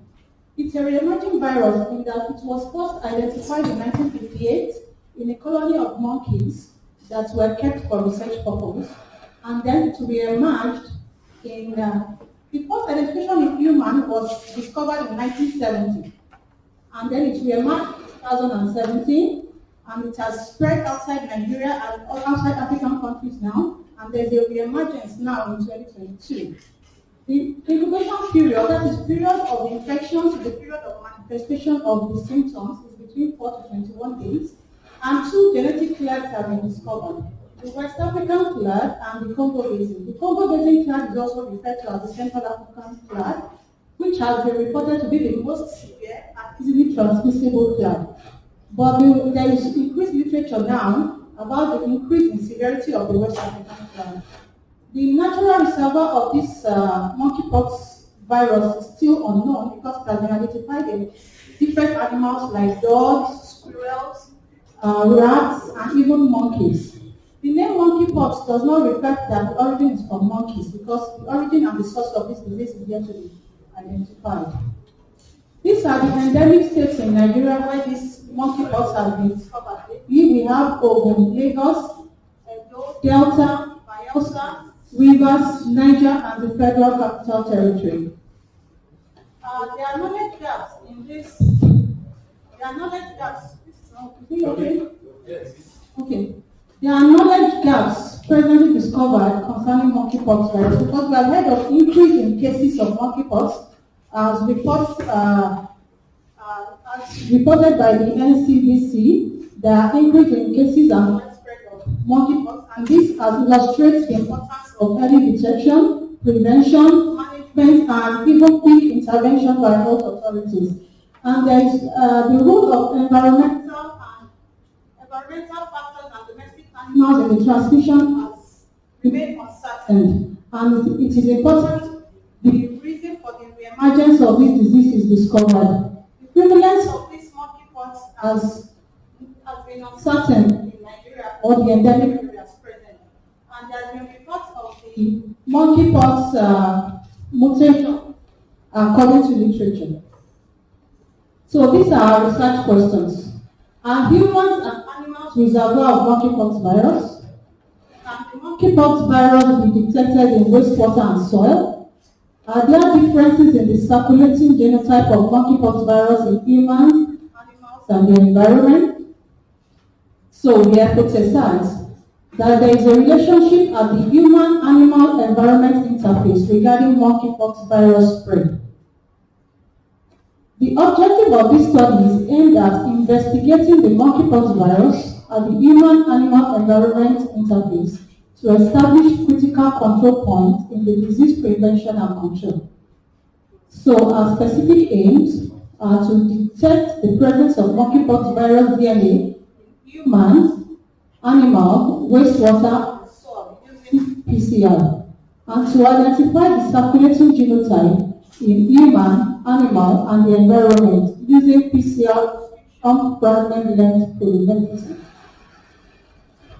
Our innovation is that this study may be able to establish a relationship between human, animal, and environment interface in monkeypox virus transmission, and perhaps establish critical control points in the monkeypox virus prevention and control across the endemic states of interest in Nigeria. Ethical approval will be obtained from the National Health Research Ethics Committee.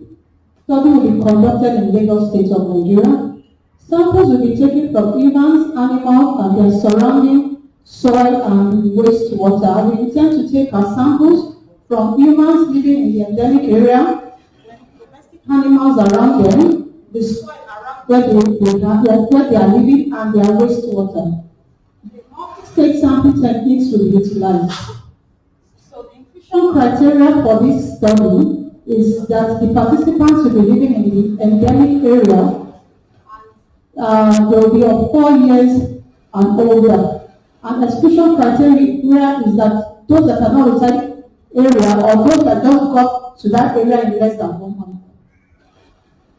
The sample collection and processing. 5 mils of blood sample will be collected in EDTA bottle to estimate using PCR in both human and domestic animals. Wastewater and soil samples will be collected in universal bottle. The viral DNA will be detected using real-time PCR, and the genotyping will be done using PCR in restriction fragment. Data analysis will be done by descriptive statistics and chi-squalene spatial version system. This is our proposed project timeline. We intend to apply for ethical approval by the first quarter of 2023, and by the last quarter of 2023, we should be on statistical analysis. Interpretation of results will be done by early quarter of 2024, and dissemination of research findings will be done in the year 2024. This is our proposed estimated budget with a grand total of 10 million naira. Dissemination of findings findings from this research will be communicated to the community stakeholders in the endemic area, appropriate health authorities such as NCDC and NIMR, at scientific conferences, workshops, on radio and television programs, and in journal publications. These are our references.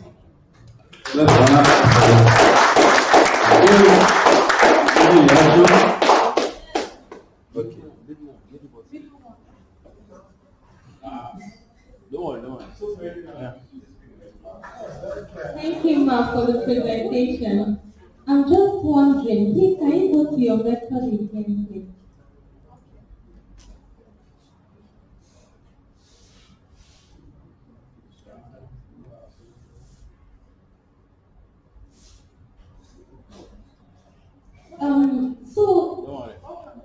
Okay, thank you. The middle one.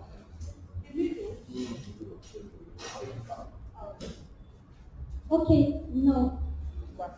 Yes, thank you. I'm wondering, you said you'll be getting 5 mil of sample, right?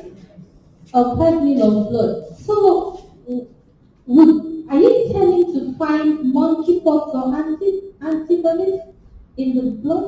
We are intending to find the DNA or viral DNA just to detect the viral DNA of monkeypox in the blood. The viral DNA. And because regarding the monkeypox and methods that have been used, I think it's more of the first where you intend to find the virus. Yes, according to the literature, we have found out that it can actually be detected in the blood as well. You have a sort of a targeted form, because I know that the virus that you're looking for is often in the pulse. So I'm just wondering how does it get into the blood, the mechanism behind it. You've seen an article that said they found something in the blood? Yes.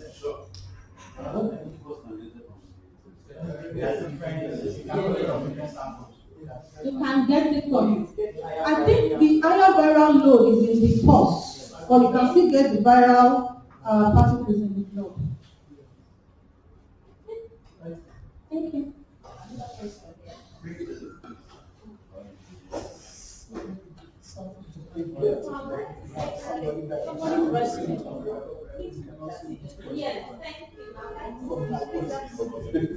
Thank you very much for the presentation.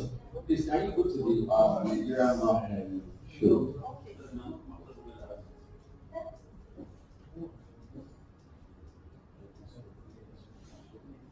Okay. Then you said that the title is sorry.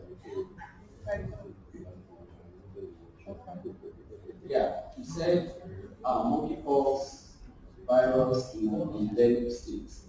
So how do you define it that monkeypox is endemic in those states that you showed in the map? What I thought what is represented in the map is probably where cases have been reported. So if something is endemic, it means the prevalence is already known and there is a constant prevalence. So I don't know if that is correct. You understand? I don't know if that's because you mentioned that the prevalence at the point you mentioned that the prevalence is even uncertain in the country. So if the prevalence is uncertain and you are telling us that it is endemic in the country, so there is a disconnection. Then secondly, you said you are looking at the molecular epidemiology of monkeypox virus, and you are going to sample domestic animals. As far as I know concerning monkeypox, it has a lot to do with wildlife, wild animals. You get it? A lot of wild animals, squirrels, even bats. So if you are now doing a molecular epidemiology, you are not taking cognizance of wild animals. I thought this would just be a case. So now, still on your study location, Lagos State, I can't find a place where you can readily get wildlife in Lagos State. Thank you very much. Thank you very much.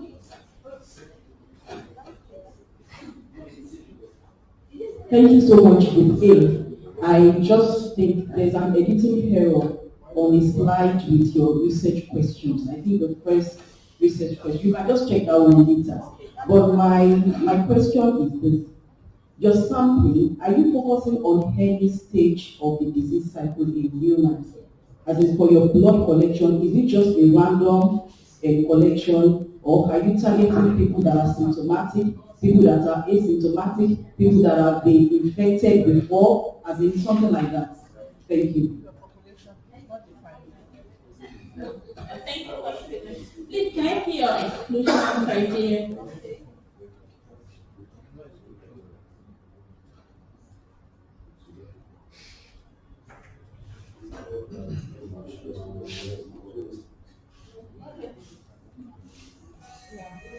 Not residing in endemic area.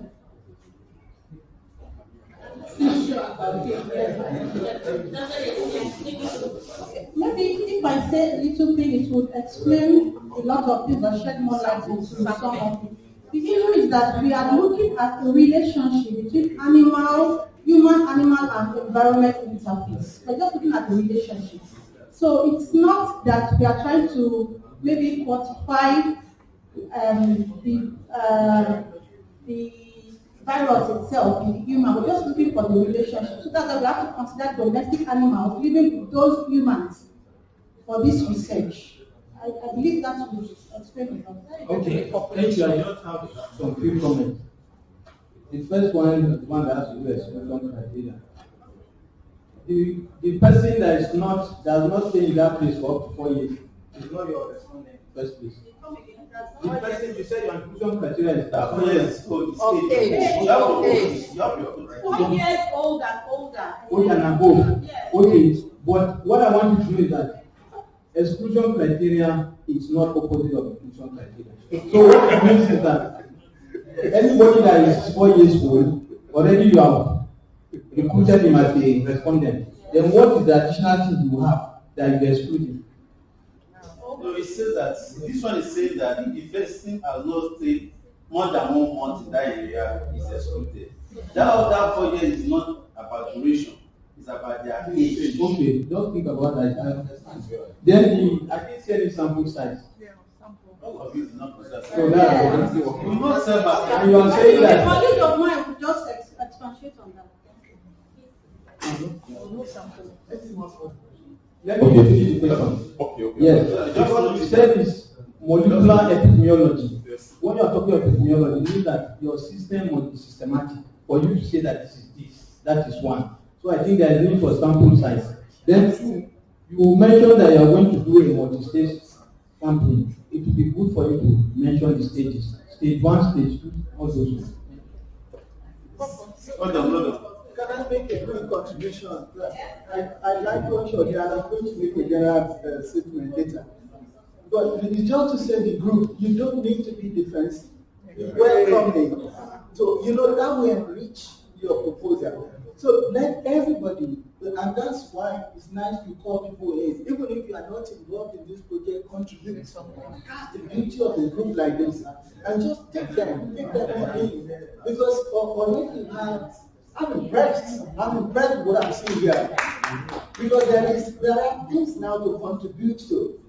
And those in my group yesterday, I don't know what you have done overnight, but I don't know what you did. This is different from what you were telling me yesterday. Yes.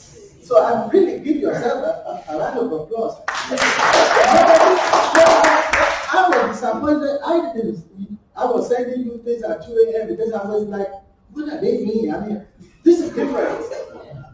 Those in the group, this was quite different. You should understanding now. And of course, it needs to be, there are other things, it needs to be improved, okay? But there is a basis now. You can actually, this can be turned into a really, really good, excellent proposal. What I'm seeing here. But then we welcome it to comments and suggestions. That's how you enrich a proposal. Things that others are seeing that you were not seeing in a small group, other people can see. Take them up in. And you're going to look at them later and see whether or not you can accommodate it. You don't have to be defensive. You don't have to use what they are saying, but be open. That is how you improve your proposal. But clearly, I can work with you on this now. Because there is something. There is something here. There are gaps. Can you see what I was saying? Yes, There is a genealogy actually. Somebody was saying that just now. Somebody was asking about. They actually have a map in Nigeria. So but that means they need to be on top of literature. Because I was actually sending you something, because some of the things that you were saying last night, it's like you don't know the literature. You need to go back so that you can respond to some of the things that they are saying. See, you can use take some of these 2 points. Is this something you can do actually credibly in Lagos? Or because of whatever it is that they're suggesting, you need to move to another state, But for me, you have a proposal in making here that you can work on to improve, and it's tremendously changed from what you were telling me last night. So I can actually leave now, but that's why I came this morning. So,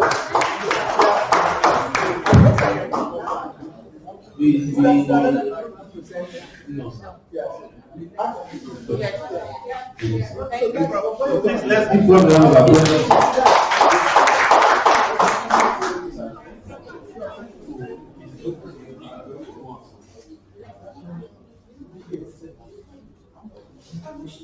Okay, please, group A, okay, has done that. I just want to respond to it. Those need to respond now. Okay, so let's. So you should take them in and just take it on. Okay. Good morning, all. And thank you for all your inputs. They are well taken. I've made our observations. We're taking note of your observations. We'll go back to the drawing board.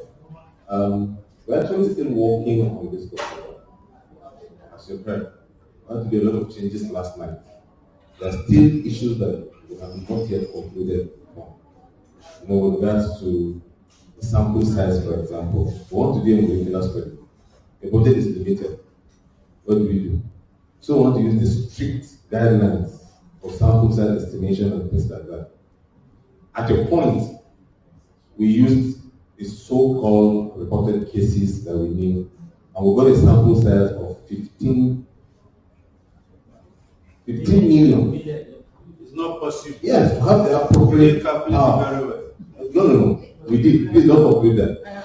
Based on the prevalence of monkeypox reported in Nigeria and the population in Nigeria, let's understand something.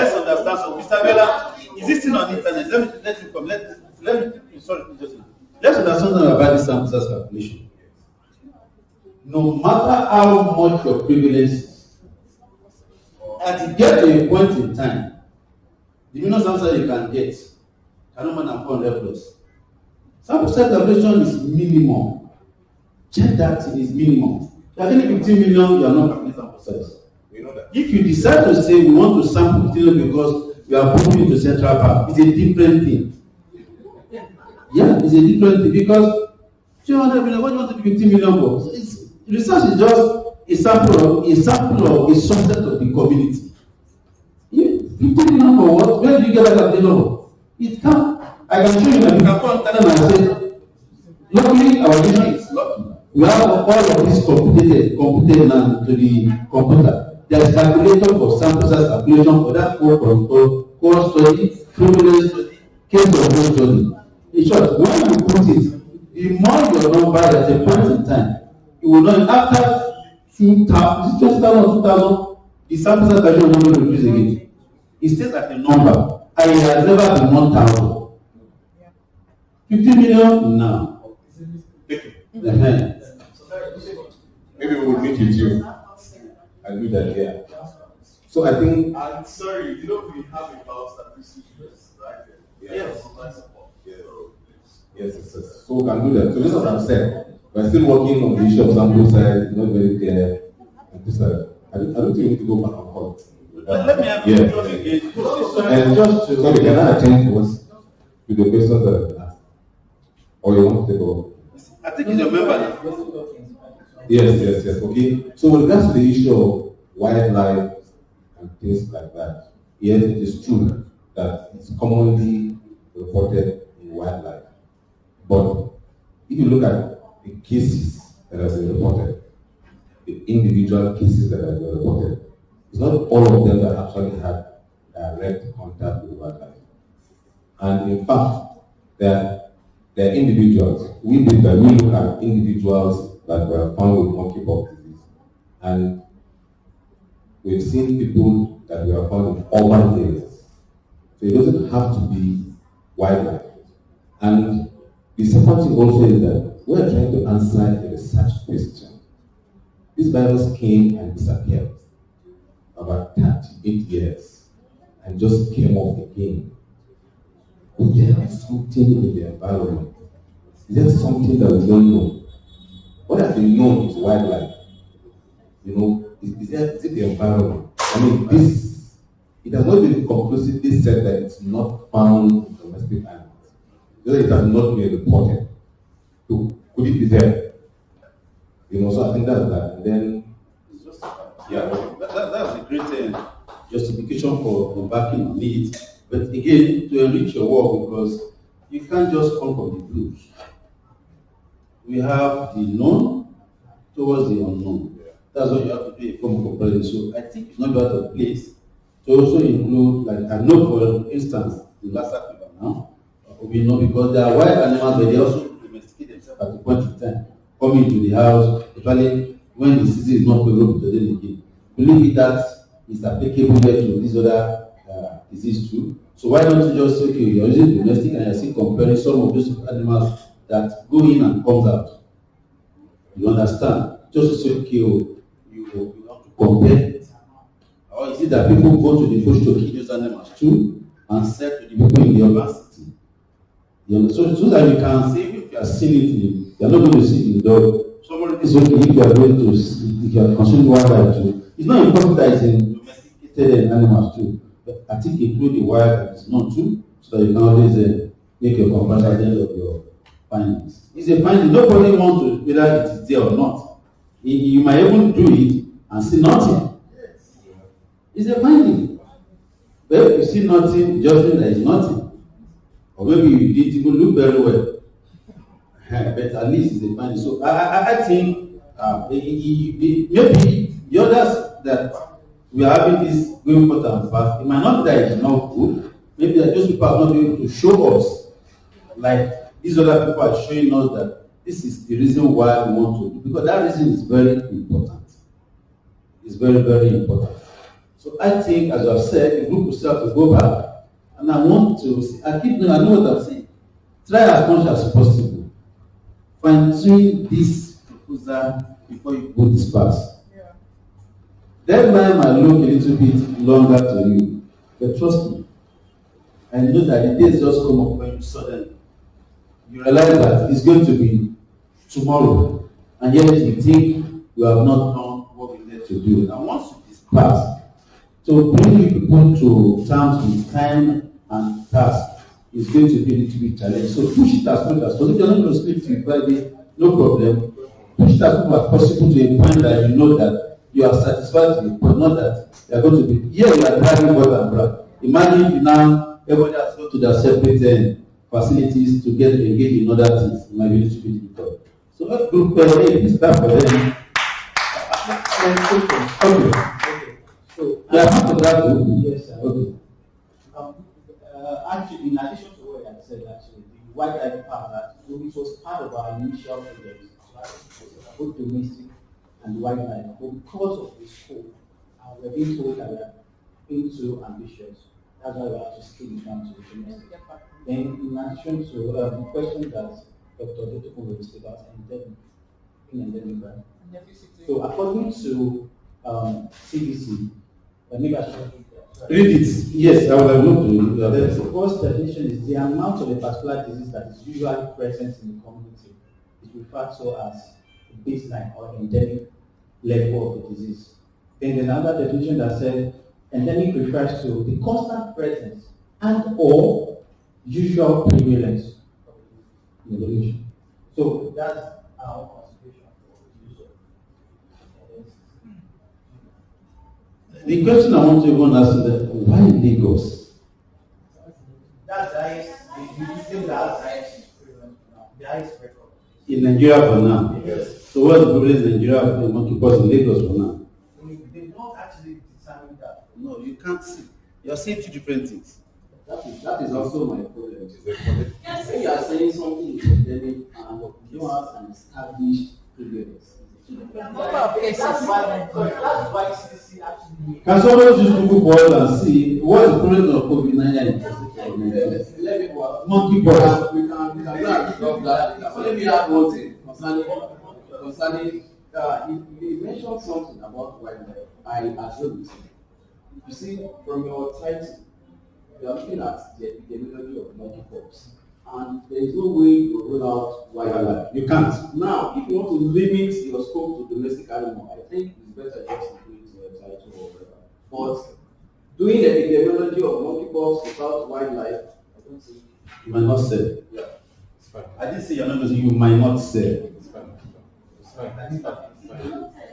It's fine. Okay. If you want to use 30 domestic, why don't you 15? Animal is an animal. You just classify that say one is domestic, one is a this at the end of the day. Just divide it into two. Your sample size will be the same. Dog cats, 5 dog cats inside the house. Dogs will be pushed to. I hope you know that. And that dogs and that cats will be pushed to.